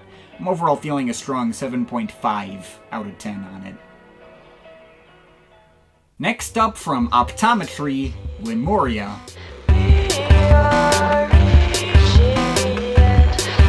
One of the more underrated and overlooked albums of 2023 was the debut album from Optometry called Afterimage, an alternative trip-hop, synth-pop side venture for veteran techno producer John Tejada, working with guitarist and vocalist Mark Adstrom, with some occasional contributions from frequent Plaid collaborator Mason B, aka Bennett Walsh. A lot of really nice downbeat tunes came out of that project, especially Permanent Shadow and Larger Than Me, though the whole album was pretty consistent. In retrospect, I suspect it was partially inspired with Tejada's occasional crossovers with Dintel and the Postal Service. When I saw the project was going to be releasing a full sophomore album, I was definitely interested in hearing what that might have to offer. And while I will say up front this was not as good as Afterimage for me, it was a bit of an interesting pivot for the duo nonetheless. This album leans a lot more into the alternative side of things than the debut. In fact, it's equally as much of a rock album as it is electronic. These tracks got much heavier and focused a lot more on guitars, which, you know, less my personal cup of tea, occasionally straight up feeling out of my format boundaries. But there were some cool moments here worth highlighting. I really messed with the menacing glitchiness of tracks like Fear is the Mind Killer and Bon Voyage. The latter was cool as the album's most abstract moment. Another Shield has this big lumbering off-kilter synth instrumental I found quite unique, with a strong emotional tune to back it up, and I also liked how one of Adstrom's airier vocal performances went over a kinda hip-hop breakbeat on Unanswered. And some of the rock-leaning cuts ended up being highlights too, especially the energetic and anthemic closer Never Coming Back, and the album's easy heaviest emotional hitter, Target Practice. I would not have expected to mess with a track like that given the especially gritty and noisy texture of the guitar, but the tune went out for me in the end. Kinda has a bit of like a shoegaze flavor to it, I guess. The album does have its share of merely alright moments, a bit of a weak opening stretch, and there was one track I just didn't care for much at all in Starcrust. I found the buzzing synths on that one to be pretty ugly and garish, and the 80s inspired pop rock tune to feel too basic with a stock 4 chords of pop progression. So, you know, I'm not going to tell you this album is like a masterpiece or anything, but it was a pretty interesting evolution of the Optometry sound. If you like some edgier electronic rock crossovers, then maybe give it a shot. It's pretty good. I'm overall feeling a solid 7 out of 10 on it. Next up from Whatever the Weather 2. On the topic of follow-ups to side projects, here's a new thing from Lorraine James. The first album she put out under the Whatever the Weather name was the project that first brought her work to my attention, and I thought it was a very solid selection of ambient techno and IDM. May have been much more derivative of its influences than the more sonically unique stuff she releases under her own name, but she still executed it in a really striking way that felt very complete and well realized and made out of love for those classic early 90s IDM styles. It's still worth going back to, and I'd argue it was better than any of her previous albums under her own name up to that point.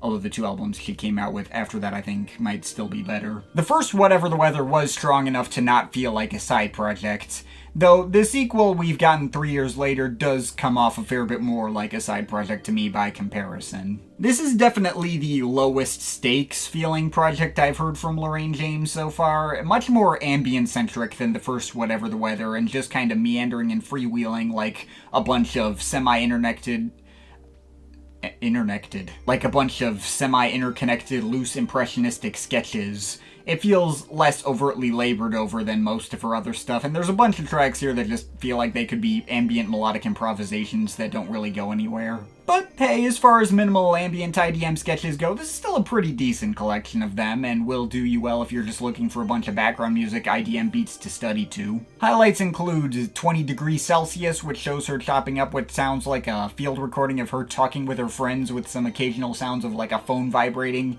and turning it into a 2-part glitchy IDM excursion. I thought the chiming melodic patterns on 5 Degrees Celsius were quite striking, as were the airier and more expansive pads of 26 Degrees Celsius. There were some cool glitchy synth effects and noises going through 11 Degrees Celsius intermittent rain that I guess can symbolize rain in a more abstract sense. 15 Degrees Celsius has a nice build-up for minimal ambient synths into a decently energetic little tune, and the closer 12 Degrees Celsius might be the most out-there track out of an already fairly abstract album, combining lots of off-kilter melodic fragments and formless beat patterns with lots of chopped up and pitched up and down samples. Possibly the most well-layered and dense mix of any track on this album, and paying off into a nice little acoustic guitar section at the end.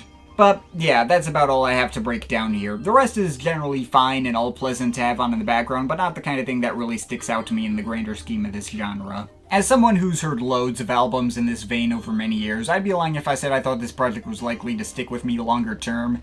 This kinda hit me in the same way as that Phaeleh Dark Sky project I covered earlier in this video, where it's kinda just like it feels like a low-stakes side venture and not either artist's most essential work. This one has more production polish and feels more like a fully finished product, but that one probably had higher individual high points. But again, all of this is still decently well crafted for what it is, so if you are a big fan of Lorraine James's style and are game to hear her in her most ambient-centric bag yet, then give it a shot. I'm overall feeling a 6.7 out of 10 on it.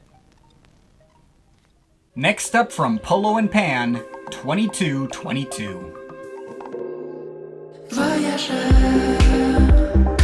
So there's actually an interesting story behind where I first found out about this French down-tempo duo. I was at my cousin's wedding in Wyoming last year, and at one of the luncheon things or whatever they have after the wedding, while talking with one of my uncles, I somehow got in a conversation with the priest. My uncle brought up that I was a music reviewer who covered primarily electronic music, and the priest was like, "Oh, that's cool. I like some electronic music. Have you heard of this band called Polo Pan? It might be up your alley." And I was like, "Oh, that sounds interesting. I'll give them a shot." Just an unexpected place to get a recommendation like that from. So yeah, French down-tempo lounge, house, and disco music with some occasional tropical influences, I guess.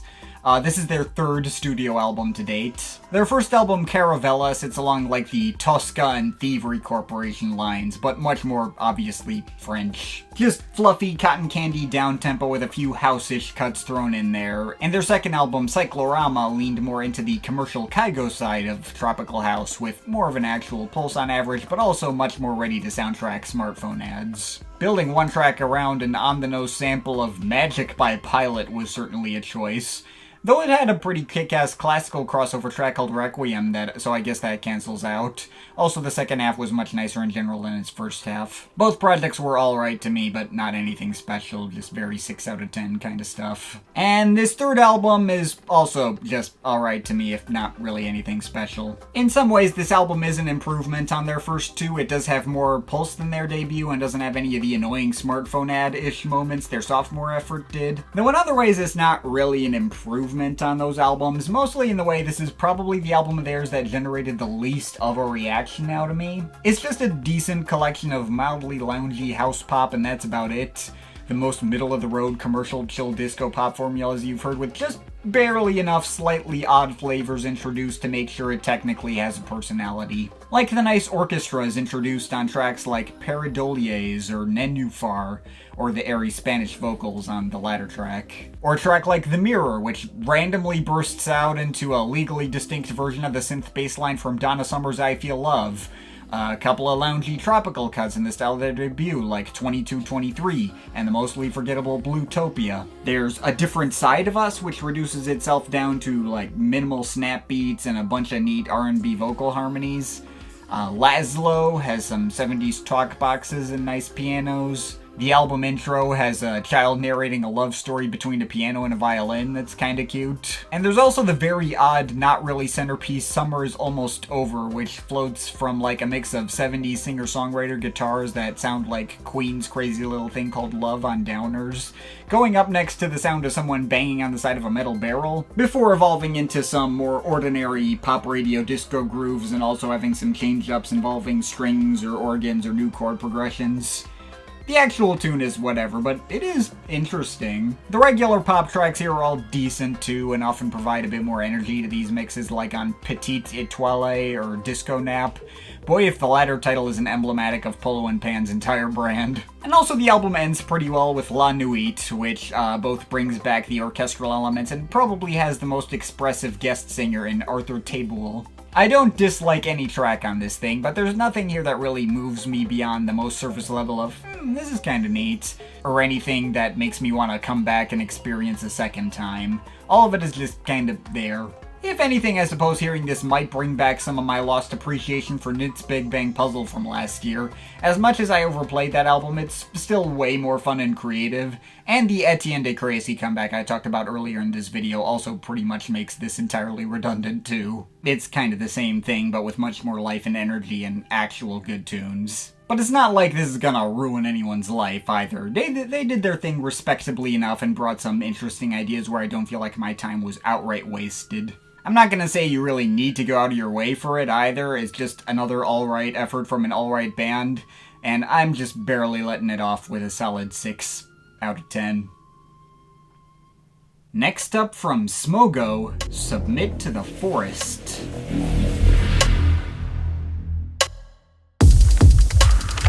Okay, next up, let's throw in another random Bandcamp daily find. This is a French bass music producer who released an especially deep and immersive sounding collection of bangers.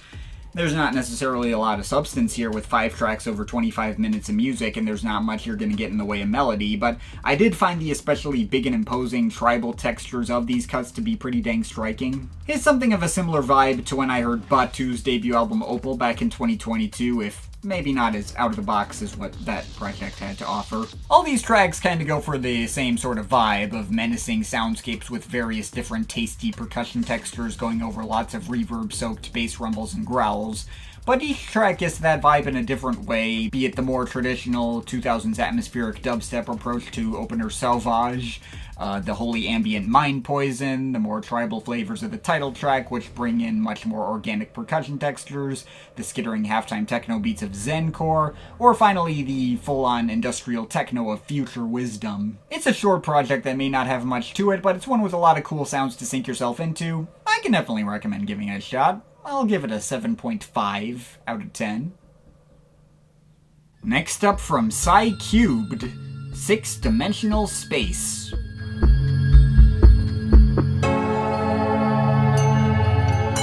Next up, got a release from the Neo Tantra label that caught my eye, mainly just off the promise of a cool looking album cover. I had never heard of this artist before. Anyway, between this and the Memory Pearl thing I covered earlier in this video, I guess this has been a good time for spacey 80s, 90s New Age meditation throwbacks. I don't know which of those two I prefer. I think the Memory Pearl thing had on a deeper emotional level for me, but this is definitely much denser, with much more going on, and takes itself more seriously in general. Also, they're approaching similar ideas from very different angles and reference points, with this one taking varied inspiration both from Eastern culture and Western mythology. One thing that did catch my eye about the track listing was the fact that every track has one of 6 labels in Chinese as symbolism for the 6 dimensions, loosely translating to Void Abyss, Divine Realm or God's Domain, Netherworld, Fairy Valley or Immortal Valley, Demon Ruins, and Mortal World. There are definitely some noticeable tonal and instrumental through lines between tracks assigned to each dimension.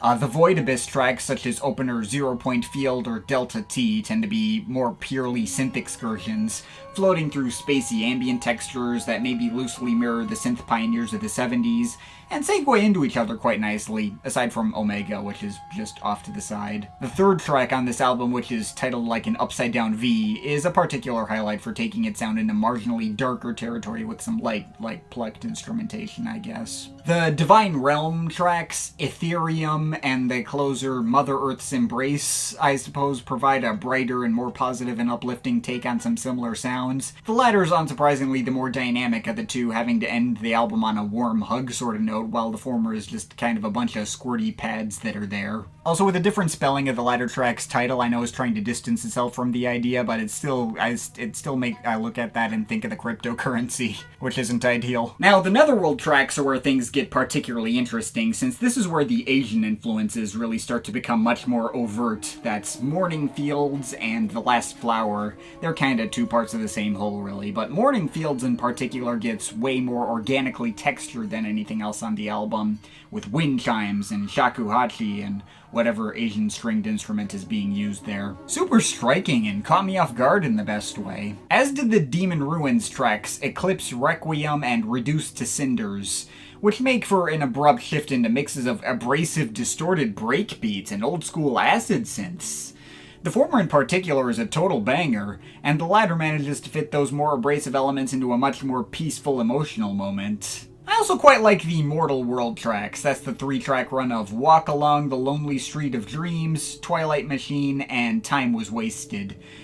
Those kind of bring in some bouncier 90s trip-hop flavored beatwork over melancholy new age ambience and warm keyboard melodies, and get progressively more abstract with each track. Time Was Wasted starts to lean a little into the IDM side of things and samples field recordings of what sounds like airport announcers and construction sites. And the Immortal Valley tracks, Be Water and Sunset in Silence, well, that's the least defined dimension of this album. I guess these tracks provide pretty well-textured metaphoric gazes into the infinite with more varied world music instrumentation, joining with bubbly synth excursions, though they're mostly loose combinations of lots of other different sounds focused elsewhere on the album. Both were very nice, but neither were major standouts for me in context. These 6 dimensions, by the way, are not all distinct sections of the album or always correspond to tracks that appear right next to each other. Some of them are, but just as many are just kind of scattered throughout the track listing, and thereby have you shift from one dimension to the next and back in many moments. Which makes perfect sense given the intention of what the album is trying to do, but can lead to a listening experience that doesn't exactly have the most well-streamlined pacing, and can make some moments that could be more striking when examined on their own feel less special in overall context. Which isn't entirely ideal for an album that stretches over an hour long and kinda feels its length. I do get exactly why it's being presented in the way it is on a conceptual level, but I'm just not sure if some of those choices always necessarily work to the album's benefit. We'll see how that ends up impacting this thing on a replay value level, but still, needless to say, this was a pretty dang deep and fascinating listen that gave me quite a lot to digest, and did a good job of immersing me in its Frutiger Arrow-y vibes and well-textured new age fantasy aesthetics, with plenty of surprises along the way. So if all that sounds interesting to you as it did to me, then I can certainly co-sign this one as being worth a shot as well, and I'm overall feeling a 7.7 out of 10 on it. Next up from Daniel Bachman, Moving Through Light.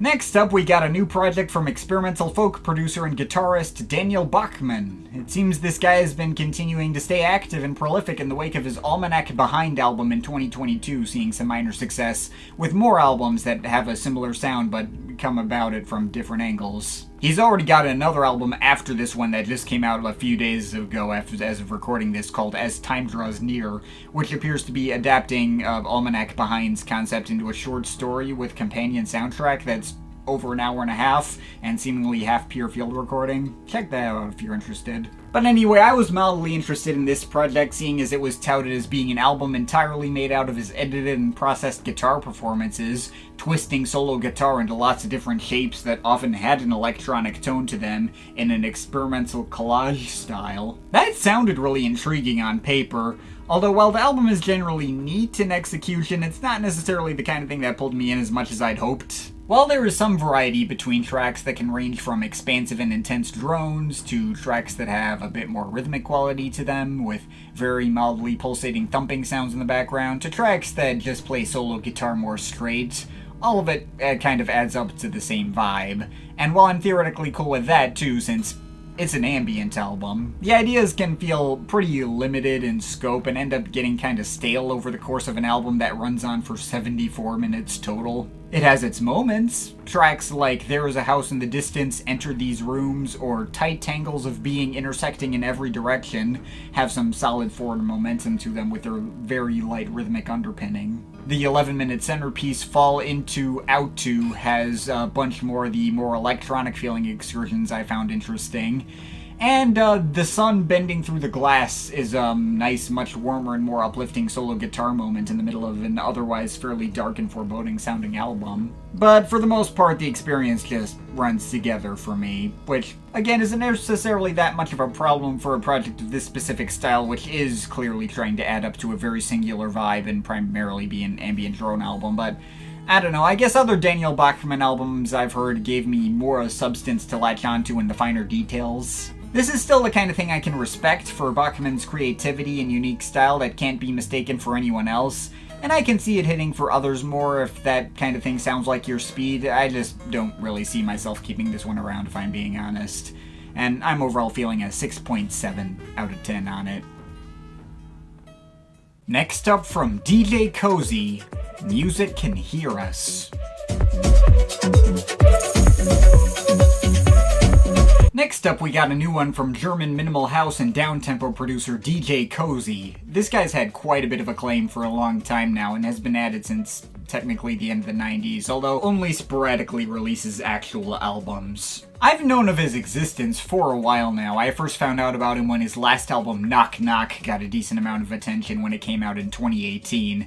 I even briefly considered covering it at the time, though it ended up falling through the cracks as I previewed through it and wasn't sure from what I'd heard whether I'd actually have enough interesting to say. That was back in the days before I did these roundups, so I just passed it over. I have since heard his other 3 albums in full, and I generally think he's fine. His stuff is very much aimed at a middle-brow audience, as agreeable and easy on the ears as deep house and downtempo gets without just slipping into the kind of thing you'd hear on regular mainstream pop radio. He does have the benefit of coming up in the house world during a time when deep house wasn't literally everywhere, and as such he never feels like he's actively trend chasing.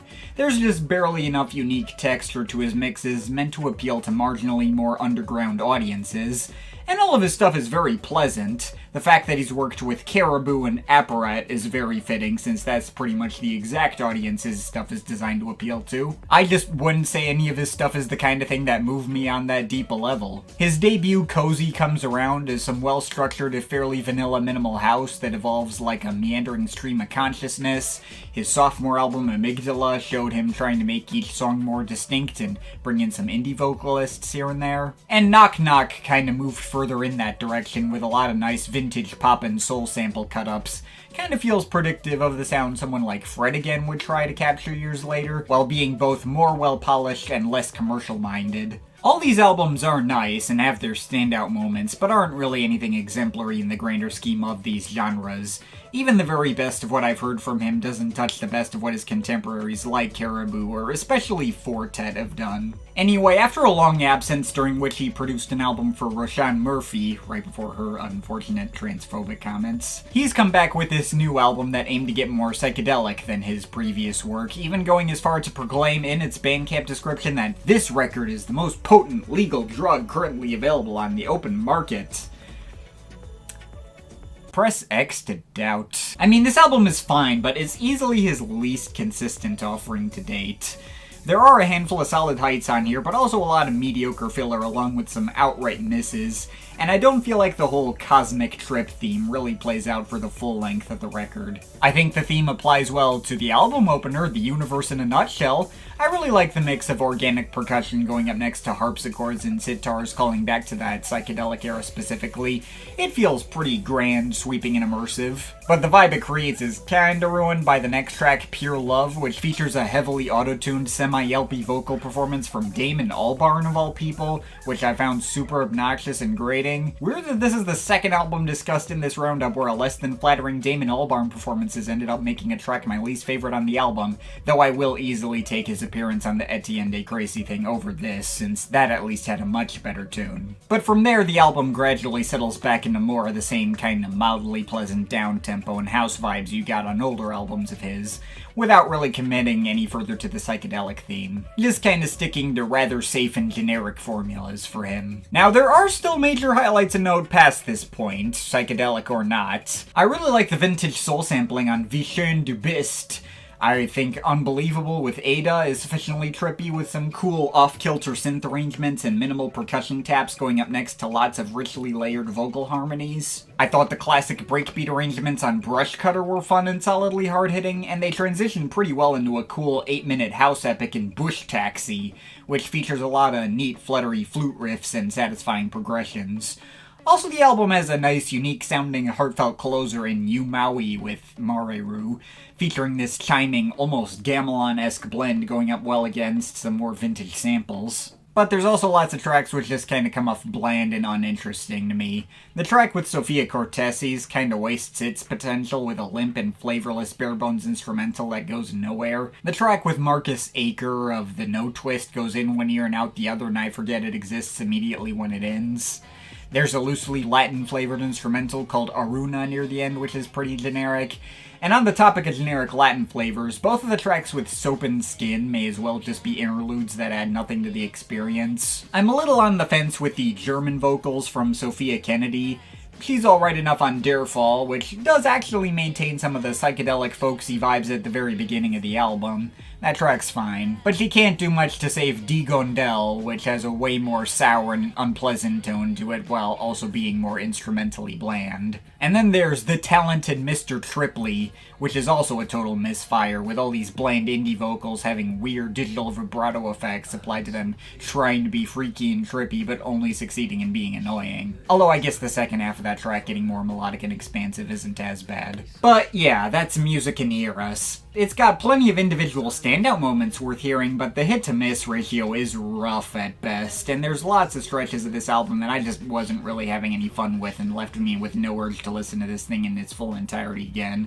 It might be DJ Cozy's weakest album to date. And sure, I've seen comments from people who say that in order to really get into this album you need to be taking a tab of acid first, but with all due respect, shut the fuck up. If this music hits well for you while you're on drugs, that's great, but mind-altering substances should not be required for music to be good. The best music in this vein out to be mind-altering purely on its own merits. And in spite of its lofty promise of being the most potent legal drug on the market or whatever, this album is definitely not that. There are several other albums covered in this video that deliver more potent cosmic trips than this. Not to lay into this album too hard, either. Getting past the semi-misleading marketing, none of this is bad for what it actually is. At worst, it's just kinda boring and overlong. And again, there are a solid handful of moments which are enjoyable on their own, regardless of how psychedelic they are. Just for me, it is probably not going to be worth coming back to outside of maybe that handful of standouts, and I'm overall feeling a 5.7 out of 10 on it. Next up from Tim Hecker, Shards. You know, I almost didn't include this here at all on the merit of this being a collection of leftover snippets and pieces he originally composed for various already released film soundtracks. As someone who already tends to view film soundtrack albums as side ventures within artists' greater catalogs on average, certainly for Tim Hecker in particular, whose regular albums are obviously the main attraction of his output, getting a collection of unused leftovers from soundtracks sounds like the most inessential kind of release he could be putting out. But he's also, like, doing a tour attached to this thing and presenting it as if it's a bigger deal than it sounds, so what the hell, I gave it a shot. I haven't heard his soundtracks to Infinity Pool or The North Water or any others as of recording this. But maybe this project is kinda acting like a subtle advertisement for those soundtracks in a way, because there is in fact a sound to this that I wouldn't get out of his main albums. It is cool to hear him work with a Hollywood-backed live orchestra, for one. There is some cool stuff here for sure, be it nice, heartfelt, emotional, classical piano blends on Morning Piano Version or Sunset Key Melt, subtly chaotic and textured arrangement on Monotone 3 with lots of fluttery clarinets. That was cool in a way you wouldn't get out of a regular Tim Hecker project. But other tracks are cool in ways you would already get out of regular Tim Hecker projects. See the expansive drones of Heaven Will Come, or the minimalist-inspired synth progressions on tracks like Ice Synth or Joyride Alternate. The latter track's abrupt cutoff ending is kinda irritating for me, but whatever. I still feel like this project is like the very definition of a side curiosity and not an essential addition to his overall body of work. But I suppose with an artist like Tim Hecker always bringing his A-game to ambient arrangements and always seeming to find a way to make mixes that would quickly become dull in the hands of lesser artists become investing anyway, there's always going to be that high floor quality present. This is not a must-listen by any stretch, but it's pretty neat all the same, and I can let it off with a solid 7 out of 10. Next up from Jan Blomqvist, Mute. Sometimes, though, when I'm making a roundup like this, it helps to include an album like this that helps put my criticisms of other albums in perspective. I picked this up from a Bandcamp Daily Rec one day, although this is very much not the kind of album I would ordinarily expect Bandcamp Daily to be promoting. Jan Blomqvist is a trance artist, maybe, signed to Armada Music, and seeing that recommendation was my impetus for my realization that Armada Music and Black Hole Recordings, two major commercial trance-oriented labels co-founded by Armin van Buuren and Tiesto respectively, are now on Bandcamp, which is cool. There's now a BT Bandcamp page as a result of that, so that's great. Anyway, if you were disappointed in my feelings on other projects in this video, like the DJ Cozy thing, the VOE thing, the Polo Pan thing, or whatever other ones, it's worth keeping in mind that all of those albums at least have parts I like and can get behind. Meanwhile, this album is the very definition of middle of the road all the way through. Completely bog standard and flavorless commercial trance or progressive house formulas with zero twists.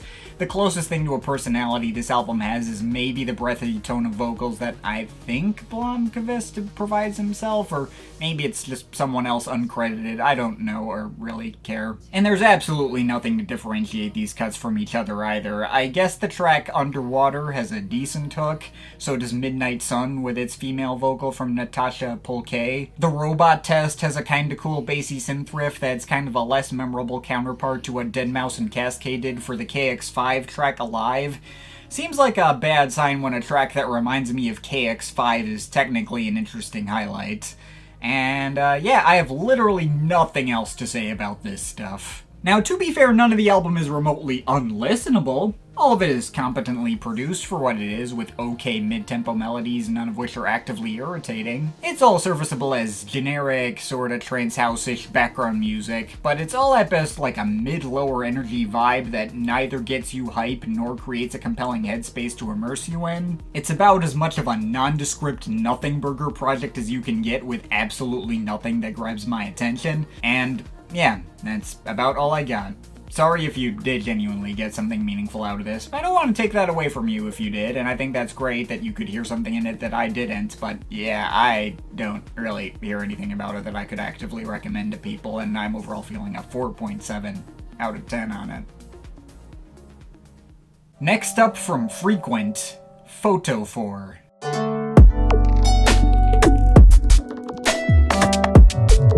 Ooh, now here's a name I was excited to see again. Frequent is the co-founder of the Upscale label along with Hudson Lee, and one of the earlier pioneers of the modern neuro-IDM scene that especially came up in the later 2010s and onwards.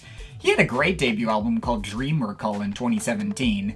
In spite of the dream concept coming off a bit hokey and fake deep in moments, it still had loads of really impressive sound design that would keep him in the conversation within this scene for years, even while he wasn't releasing much solo music. The title track from that album with Alexander Panos is this particular highlight that sticks out in my mind, but the whole album held up better than I remembered coming back to it.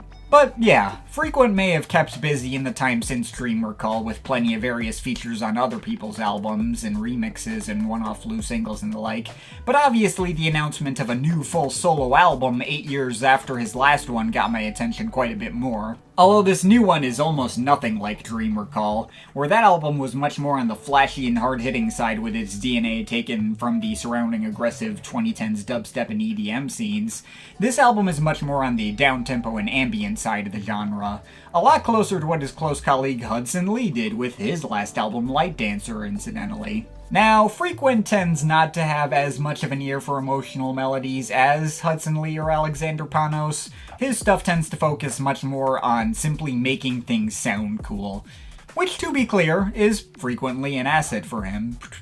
All the tracks he features on in Hudson Lee albums are always among the most sonically complex and epic standouts, but that does also translate to this album not feeling quite as personal as what those guys have done lately, and is more interested in creating an overarching sonic environment out of the exact same kinds of musical ingredients. The vibes are very chill, but very immersive and organic sounding as you'd expect, effectively matching all the expansive nature photographs used as album and track artwork, and every track here hits well for what it's going for, be it the shuffling and bubbling IDM mixes of Wet Concrete, the brighter and more melodic tones of Hatchery and Elapse, featuring a few Fortet-esque synth harps, the more airy and despondent darker ambience of Mirage, the sorta indie pop and UK garage blend of Tessellate featuring a nice vocal performance from Evoke, the breezy and almost jazzy beatwork of Ocean Metro theme, going up against lots of refreshing marimbas, or that track's more experimental counterpart Catching Mudkip,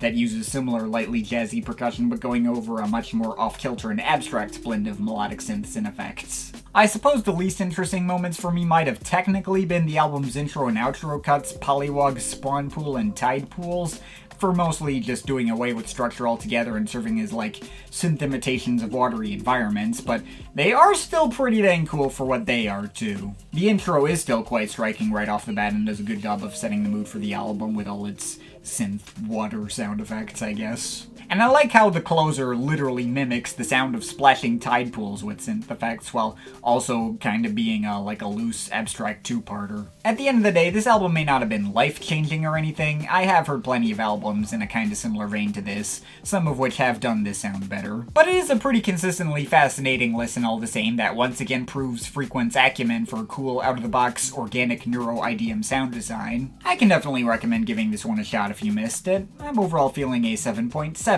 out of 10 on it. Next up from Mark Kellaway, Most Visible.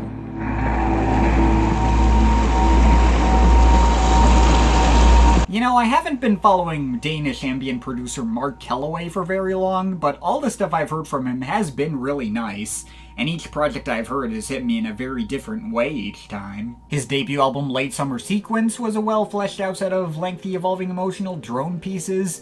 Body of Water took that sound into more energetic and sometimes beat-driven territory, with an interesting concept inspired by imagery of empty public swimming pools, and nailing that vibe perfectly. That was obviously the project that first brought him to my attention, when I covered that in the Volume 8 roundup. And then Nocturnal Machines, which I covered in the Volume 14 roundup, went for a totally different, much colder and more cerebral approach that felt a lot more tactile and fittingly nocturnal as per the title. I also heard an album he did in 2020 under the name The Exquisite Test Center called 7 Points on a Closed Curve, which showed him going in a textured psychedelic house direction, and that was pretty kick-ass. It is true that Kellaway's been active for much longer than 2020, and I have not heard any of the other loads of projects and collaborations under different names he's regularly put out, going back as far as the early 2000s.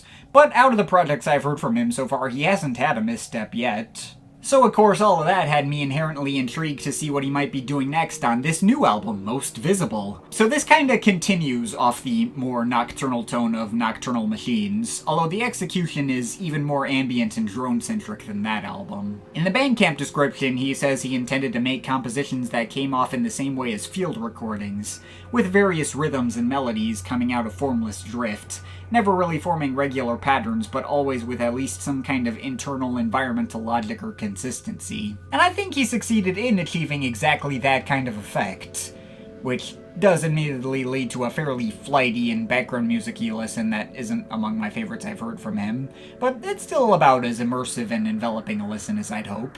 The spooky and minimal vibes of Going Outside still have plenty of tactile texture through all these creaking wooden sounds that sound like a small rolling wagon. They build quite nicely into the more organically percussive sounds of the title track, which probably has the most of a regular backbone to it among any track here.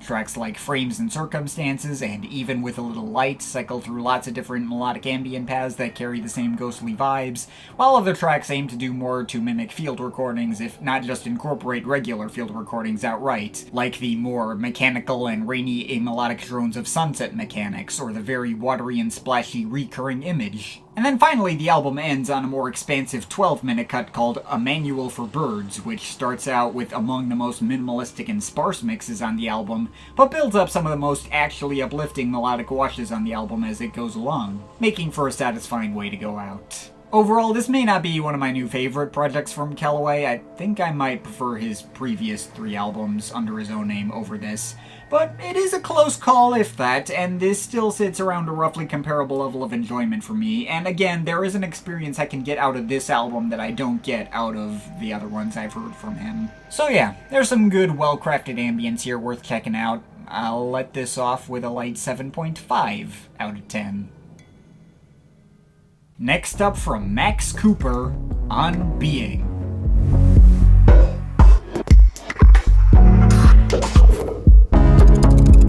Next up, here we go with a new Max Cooper album, founder of the Mesh label and fairly legendary minimal house and modern IDM artist for those in the know. I've reviewed this guy's work once before. I did a full video on his last album, Unspoken Words, if you want to go back and check that out. But as a small recap, Max Cooper is an artist who has made some of the most impressive, emotive, and expansive music in his particular sphere, with wide-ranging, ambitious concepts and crazy high detail and out-of-the-box sound design, but also an artist who I've been frustrated with quite often. He's made 2 albums I think are properly great to excellent in his 2016 breakout album Emergence and his 2019 album Yearning for the Infinite. Although his other 3 albums are kinda weaker and less investing iterations of sounds and approaches he did on those 2 better albums. Human is a prototype for what he'd improve upon in Emergence, 100 Billion Sparks is a prototype for what Yearning for the Infinite did better, and Unspoken Words was, in my opinion, his least interesting full-length effort to date, mostly comprised of worse retreads of ideas he'd already done on his last 2 albums. Still had enough quality individual moments for me to say it was a good album, but I'd recommend any of his previous works over that one. Going into a new album of his, I at least saw the pattern of weaker studio albums being followed by albums which improved upon their ideas significantly, and had my fingers crossed that this would continue that pattern. Maybe I was a bit worried when I saw the promotional text describing the concept behind On Being as a meditation on our existence as humans and a more personal expression of his innermost feelings in the age of social media and stuff. And I thought that sounded very similar to the concept behind Unspoken Words. But I jumped in anyway, hoping this time he'd execute the idea better. And you know what? I think that is in fact what happened here. I wouldn't say this album showcases anything I haven't already heard from Max Cooper before, but at least this album tends to focus more on the elements of his sound which I've always found the most impressive and investing, and with a few surprises thrown in there too. Heck, the concept does technically succeed in feeling more actually personal, with tracks with overly lengthy and meta titles directly communicating insecurities like When I Sit Alone, In My Thoughts, I Am Crushed, Mother Nature Must Have a Different Plan for Me, or You Couldn't Love Me Enough and I've spent my whole life making up for it, among others. Jesus Christ. It ain't deep exactly, and it's pretty heavy-handed in execution, but I appreciate the attempt to hit on more of that emotional center. And there's loads of mini-epics full of all the dense sound design workouts I specifically come to Max Cooper's music for. Not just the obvious 10-minute glitch-heavy sort of progressive house centerpiece, The Sun in a Box, but also some super warped and out there industrial abstract techno IDM stuff, such as I Exist in This Machine, and the above mentioned You Couldn't Love Me Enough, etc., which also brings in some cool dubstep influences. And the album isn't lacking in variety either. There's a cool glitchy acid techno track called True Under Certain Conditions, a classical intro with dense string backing in the title track, the epic and crushing Tim Hecker adjacent ambient drones of When I Sit Alone in My Thoughts I Am Crushed. And the biggest surprise was the one-off turn for classic jungle drum and bass on My Choices Are Not My Own. The layers of spoken word from Taiwan in the beginning of that one are a bit off-putting, but they evolve into some exceptionally pretty vocal harmonies. I will say the album does still have a fairly unwieldy structure and feels a bit on the overlong side. As per usual, there's tracks here that stick to much simpler, rival console-style blocky synth sequences, and tend not to be major favorites even if they are quite nice, and at least hit on the same core appeal as rival consoles' work, such as Peace Exists Here and A Sense of Getting Closer. Also made significantly more epic and well-layered on My Mind Is Slipping. I think that one can be marked as a highlight. But there are also moments here which, while nice in the moments, can feel fillerish, such as the glitchy ambient pieces I Am in a Church in Gravesend listening to old vinyl and drinking coffee, or Mother Nature Must Have a Different Plan for Me, and the ending feels pretty anticlimax too. The missing piece is a kinda disappointingly generic closer with the rival console's blocky synths just playing a standard 4 chords of pop progression. I suppose as an admirable attempt to give the album a positive ending, but just kind of feeling a little limp and underwhelming to me. I definitely feel the length on this album at just over 75 minutes total, and moments like those serve more to feel like unnecessary padding. I think this album could have been made stronger by editing the track listing down more. But you know, even with these issues, I was pleasantly surprised by the way this album comes together. I was worried those issues were going to intrude upon my enjoyment of the album as a whole a lot more, as was the case on Unspoken Words, and that didn't happen as much here. The more times I've listened to it, the more I felt like I was getting out of it, and I feel like the sheer amount of substance and detail and cool twists and turns are able to make up for my comparative structural issues. This may not be as good as Emergence or Yearning for the Infinite, but I think I can hang on to this one. I think Max Cooper brought out all his biggest musical strengths on this one without letting his bigger weaknesses get in the way as much as they have on other projects of his, and I think I can mark it as one of his better albums to date so far. I'll let it off with a solid 8 out of 10. Next up from Asta Hiroki and Tristan Delige, Anamnesis.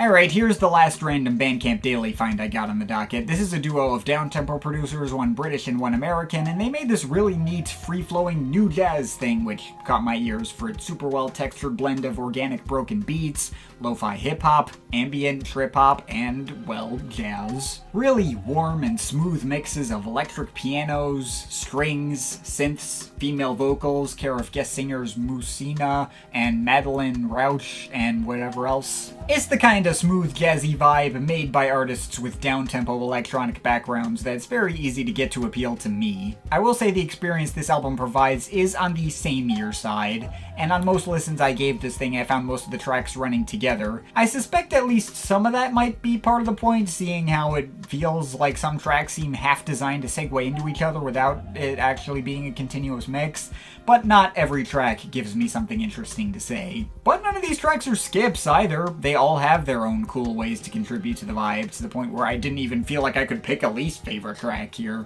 And of course there's plenty of highlights, like how the fuzzy synths of the intro track Open Sequence build up and pay off into the brighter and sunnier vocal mix of Awake Eyes Up. By the way, every track title is 2 words or phrases separated by a comma, trying to look more poetic, I suppose. Much of the vocal tracks kind of repeat the exact same idea as that second track, but if there is one other highlight of note among the vocal tracks, it's Absent Detached for having the most coherent tune and lyrics. In terms of the instrumentals, I really like the shuffling cafe jazz of Above Below, the fluttery electric pianos evolving into fluttery synth arpeggios on Flora Fauna, the vibraphones on Askance Oblique, always love me some vibraphones. The very mild future bass influences on Define Derive are neat, and I also kind of like the couple of ambient leaning or lo-fi hip-hop moments such as Sedate Dazed, Pause Breathe, or Reassurance Consolation with its subtle sax loops. These weren't tracks that stuck out to me on all listens, but grew on me the closer I paid attention to them as even quieter and more subtle moments in an already subtle album. But without question, the best track in the bunch is the closer, Like a Bird You'll Fly Away.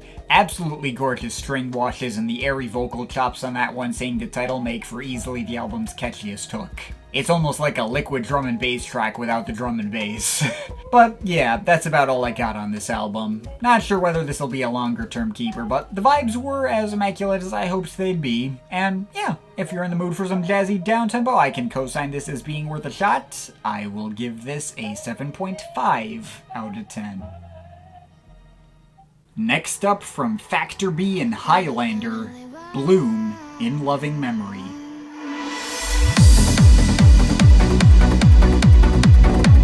Oh my god. Real, honest-to-God trance music. It feels like it has been so damn long. So this is the most last-minute addition to the roundup. Someone literally just the other day sent me a recommendation for this album in the comments of my recent Paul Van Dyk review, basically echoing the sentiment of finally some real trance music, which intrigued me in itself. I'd never heard of this artist before that comment got sent in. Factor B and Highlander are two aliases for the same Australian trance producer, Brendan Blatt. The Factor B name he's more active under and uses for more traditional straightforward trance mixes in the Ferry Corsten, Paul Van Dyk adjacent veins. None of the sellout-y stuff though, just regular old classic style trance with no twists. And Highlander is the alias he uses for more downtempo and experimental material. Experimental in the loosest possible sense. With this album dedicating one disc to Highlander and the other disc to Factor B, like an ATB double album but in reverse. He did the same thing for his debut album Theater of the Mind in 2021, which I have not heard yet as of recording this. Now, I know it might be a bit much to call this album the first real trance album I've heard in what seems like years. I obviously heard this after that above-mentioned Paul Van Dyk comeback. I covered a good Chicane album way at the beginning of this roundup, and you could technically count that Jan Blomqvist thing as trance if you wanted to stretch things a bit. But there's no twists on this stuff or commercialized modernizations of the formula. Factor B's brand of trance just sounds like something that would have come out at the end of the 90s or beginning of the 2000s and plays the genre completely straight. The most straight I've heard it played since, I guess, Paul Van Dyk's Guiding Light back in 2020. I will say the Highlander disc is definitely the stronger of the two halves. Not only because it's the disc where he adds more variety to his sound, like throwing in some break beats on tracks like I Begin Again or Bloom, going for a super smooth ambient vocal chop thing on Epiphany River, bringing in some more soul singer type vocals on Pelinsky and Shine Brighter Delia's song, even getting more energetic with bigger trance drops on How Long Is Forever or You Bring the Sunshine, etc. But this disc is also the point at which he really gets to lean into the emotionality. The fact that this entire album is a tribute to both his mother, who passed away in 2023, the above-mentioned Delia, as well as his wife, Ellie, who died to cancer in 2022, plays into this first half in particular, where that theme of death and loss hangs directly over everything, in the exact same way it does for Robert Miles' Dreamland. There's even guitar textures that show up throughout the album as heard on tracks like Me and You that remind me exactly of guitars that show up on Robert Miles' stuff like Dreamland and 23 AM. The fact that this parallel is so close wins the album all the points, and tracks like How Long Is Forever and Let's Go for a Ride that really lean into those nostalgic tones emotionally hit me like a goddamn truck. There are, however, occasional moments through that first disc where I feel like they could stand to be a little more explosive than they are, and that's where the second disc from Factor B comes into play. There are several tracks reprised from the first disc and given a higher energy trance mix which are significantly more satisfying than their first disc counterparts, like Everywhere to Me or Bloom Factor B's Full Bloom mix. Much like how Robert Miles' Dreamland reprised multiple tracks and made them hit equally hard in different ways between versions, I was happy to hear the number of repeat tracks throughout this album. The best reprise was the two versions of Echoes from a Past Life put back to back next to each other, and the Highlander breakbeat version acting as a build-up into the Factor B trance version acting as the drop. Really clever, freaking kick-ass. And there's just lots of other good, hard-hitting, catchy emotional tunes I haven't mentioned, like Wondering Your Love Leaves Me, A Gift to the Earth, or The Girl with Her Head in the Clouds Ellie song. The trouble with Disc 2 is that A, it's much samey-er, and B, there's quite a bit more filler. The tracks with male vocals in the second disc, like Burn For You or Ghosts, tended not to hit for me as much, and by the end the sound had definitely started to get monotonous and lost its luster a bit. There are plenty of 2-hour trance albums I've heard in the past I can make it through in one sitting that lasts very all over the place, Paul Van Dyke thing included, but this is not one I would recommend doing that. I did it once and had light tinnitus headache by the end. Definitely worth taking a break at the midpoint. Still, considering the sheer amount of high points here and just how high those highest points are, I don't have any trouble calling this album properly great. This hit all the nostalgia buttons for this genre I felt we've been so badly missing over the past several years. This just made me very happy to hear, and if you're as much of a classic trance fan as I am, then you'll definitely want to hear this one. I'm feeling a solid 8 out of 10 on it. Next up from Catel, Dubio. Okay, we're getting into the home stretch. Catel is an IDM artist from the Netherlands, real name Reimer Ising, who's been at it since the early 2000s, and I've known about him passing for a long time now, both from people having requested I check him out many times over the years, but also because he once crossed over and worked with a different artist called Secede, who made an album that I reviewed for a Patreon request many years ago. They were label mates on the Sending Orbs label, along with Yagya at one point too, funnily enough. I threw this album in here as an excuse to finally catch myself up on what I've been missing out, like what I did with Yagya earlier in this roundup, so let's go through that. I'll try to make this as fast as I can, since he's released 12 other studio albums before this one, but here's my super quick thoughts on those. Strip back and playful 2000s IDM mixes that run together a bit and sound kinda like a simpler and more amateurish plaid. Breakbeats are nice. I like the tracks Not Gonna Get and About Dragons, but the rest is pretty inessential. Like the last album, but with much better melodies. Pretty good. More the same as last time. It's alright. Ooh, ambient and modern classical pivot. That's neat. I like it. This incorporates some of the modern classical influences and arrangements into his usual quirky IDM style, and it's probably his strongest work up to this point. You can skip the 2 bonus tracks added to the re-release, though. They're nice, but detract from the overall pacing. Like the last album, but with a lot more acid synths. It's nice. Like the last album, but with more arranged instrumentation and a few more classical and jazz tones, I guess. It's nice. More stuff like the last 2 albums. Part 1 is a little more acidy on average, Part 2 is a little more down-tempo and soundtracky on average, but both albums do both kinds of sounds. They're nice. Here's the album he did in collaboration with Secede, and wow, this is pretty impressive. Of an effective combination of both artists' appeals, being both playful and quirky, but also with some really expansive soundtrack ambience.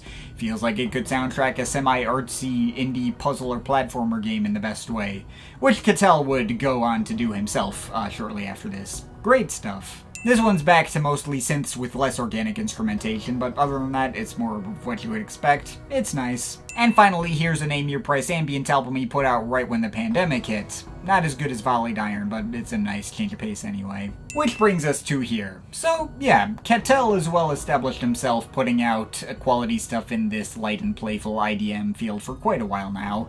I don't know if he's one of my new favorites in this genre. His stuff has had a tendency to fall in the background for me, but I can respect him for being an emblematic name of that lighter and breezier 2000s IDM scene. He may have started in Plaid's shadow, but he clearly came into his own style a lot more as the years went by.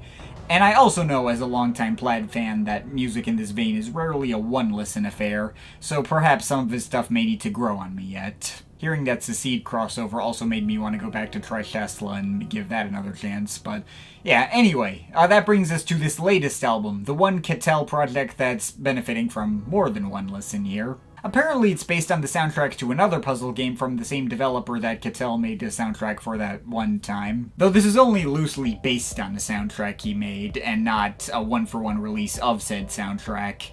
It's presented as a regular mainline album for him, so I am treating it as such. Anyway, Dubio is a bit of an interesting one for him. In a lot of ways, this album picks up from where his Wingtip album left off, and it's primarily pure synth-driven excursions without much in the way of organic instrumentation, maybe even less in that way. But it also traverses into marginally more experimental and intentionally unstable territory for him than usual. There's a number of tracks here that feel much darker and more foreboding by his standards, although it's mixed in with plenty of lighter melodic cuts in his usual style. The results aren't always the most attention-grabbing for me, and there are cuts scattered throughout that kind of just bounce off me without leaving as strong an impression, but it's always at worst adding up to a fun, off-kilter vibe, and the best parts of this album are really damn striking.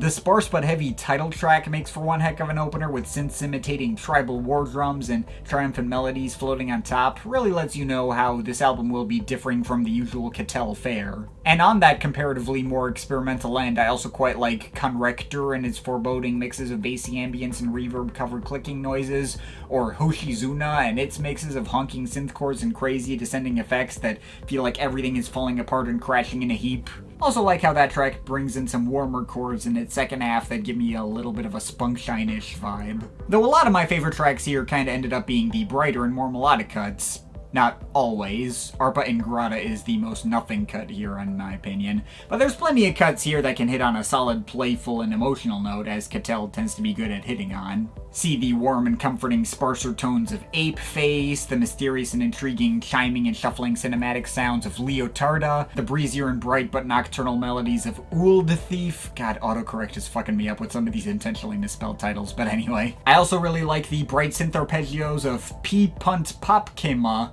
and how they build into really expansive and cinematic pads, made even more expansive and a bit more fast-paced on the Tecton Secede remix added onto the end of the album. And finally, Eekst makes for a warm and celebratory finish. So yeah, that's Dubio. I'm not gonna say this album was mind-blowing for me or anything, but it's a nice mood-brightening time. Even in the darker moments, Cattell has a way of injecting a subtle playfulness into those mixes to prevent it from ever feeling too serious or downbeat. It's going to please his usual fans as much as always, and it does well to continue adding some extra spice and variety to his catalog, and I came away with it with pretty much the same feelings I have on most Cattell albums, which is to say, it's nice. I like it. It's worth a shot if you missed it, and I'm overall feeling 7.5 out of 10 on it. And finally, from Djrum, Under Tangled Silence.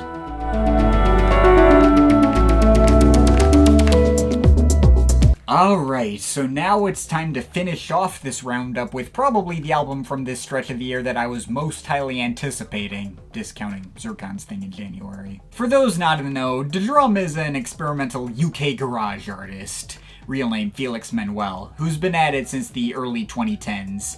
Album releases from this guy are a serious rarity, and he's only released 2 other full albums before this one, 7 Lies in 2013 and Portrait with Firewood in 2018. But both of them are absolute home runs, super expansive and heavily emotional mixes of the same kind of moody and heavy garage blends that Burial pioneered in the late 2000s, but with even more instrumental flair, adding in modern classical elements, pianos and strings and the like. Portrait with Firewood is one of my favorite ever albums I've discovered through being sent in to me via a Patreon request, only the second ever Patreon request video I've done. Though I might actually slightly prefer 7 Lies over it at this point. Portrait with Firewood is more seamless and well constructed as a full album experience, but I have had listens where it bounced off me a bit. 7 Lies has catchier and more memorable hooks and is less dependent on my mood to really hit at its maximum potential. Anyway, needless to say, when I saw he finally had a 3rd album on the way, I was hyped as hell to hear that. Even if I wasn't absolutely in love with the Meanings Edge EP he put out last year, sound design was still fantastic, but it was kind of flighty and structuralist, didn't stick with me as much as I'd wanted to. But anyway, Under Tangled Silence. Does this new album live up to the lofty standards his first 2 albums set for him? After sitting with it for a while, I would say yes. It's at least on par with Portrait with Firewood, if not a hair better. I do think both of the previous Djrum albums are catchier than this one, but Undertangled Silence reads to me as the next logical step in the same direction of evolution that Portrait with Firewood made from his debut, moving focus away from more easily accessible songfulness and more towards making an overarching seamless experience relying more on density and variety of sound design. Maybe even seamless enough where the boundaries and identities of individual tracks start to become blurrier. The lack of distinct melodic hooks in comparison to previous albums also does not help in that regard, hence how this ended up here instead of in a full dedicated video like I had somewhat initially planned. But that's certainly not for a lack of substance or variety. I probably could have gotten a full video out of this if I really forced myself. I was initially a little bit put off by the opener A Tune for Us on my first couple of listens. The cascading pianos are beautiful, but the jazz drumming had some cymbals in there which sounded like the stock MIDI variety, which made it sound slightly cheaper than I would have liked. But this wasn't a criticism that lasted, and the point at which I grew to just embrace that track how it was the point at which this album settled into my current Album of the Year frontrunner. Barely holding that spot, if that, but holding the spot right now nonetheless, because the ideas here just keep evolving into so many fantastical and enrapturing places that ensures I never get bored or my attention is never fully lost. So much cool stuff, from melodic piano house on Wax Cap, which feels so bright and refreshing like being out in nature, to the much darker and more percussive passages with OG dubstep influences and L'Ancien, pianos and strings bouncing off blubbery, almost acidish bass and broken up IDM beatwork on Galaxy and Silence. And then there's the whole run of the last 4 tracks, which are all mini-epics in their own right. The Mbiras and Kalimbas shifting through lots of different abstract techno rhythms on 3 foxes chasing each other, the borderline drill and bass of Let Me, which builds from skittering drums and synth arpeggios into eventual amen break chops, the chilly percussion workouts going through Out of Dust and finally culminating in the 11-minute closer Sycamore, which reads to me like the Floating Points track Ocotillo, but in reverse. Starting out with nothing but super frantic percussion and building up higher, but eventually letting those elements bleed into minimal ambience and piano by the end. It's so fucking sick. There are also a couple of interludes thrown in here. There's 2 mostly piano cuts in Unweaving and Hold, and 1 mostly string quartet track in Reprise, although these mostly serve as like transitional moments I often don't even notice while they're playing. But yeah, that's about everything in Undertangled Silence. Album's great. About as much of a wide sweeping ride as I'd hoped. It may run together, sorta by design, but the amount of twists and turns I get taken on and the consistently exciting pacing and emotionality are more than able to make up for that shortcoming. With any luck, this will not end up as my Album of the Year, but I did enjoy this on a roughly comparable level to that Floating Points album, which took the spot last year. Again, that took the Album of the Year spot mainly out of a lack of strong competition and wouldn't have ranked nearly as high as if it came out the year before that. This album also has the benefit of actually sounding more unique, even if the Floating Points thing had actual hooks, so fingers crossed we get more better stuff that's able to top this in 2025. But at the very least, like I alluded to in the intro of this video, the fact that we're getting an album like this at this point in the year, alongside plenty of other keepers discussed in this roundup, gives me a good feeling about the state of the genre this year, so in the meantime, I can give this a very high recommendation if you missed it, and I will let this off with a light 8.5 out of 10. And that is finally it. That's the roundup. But of course, this is just my opinion. You can feel free to disagree with it, but I'd like to hear your thoughts, so leave the comments in the comment thing down there. Shout out to my Patreon supporters. They're awesome people. You want to add yourself to that list? Link to my Patreon is in the description. But yeah, that's pretty much it. That's all for today. See you next time.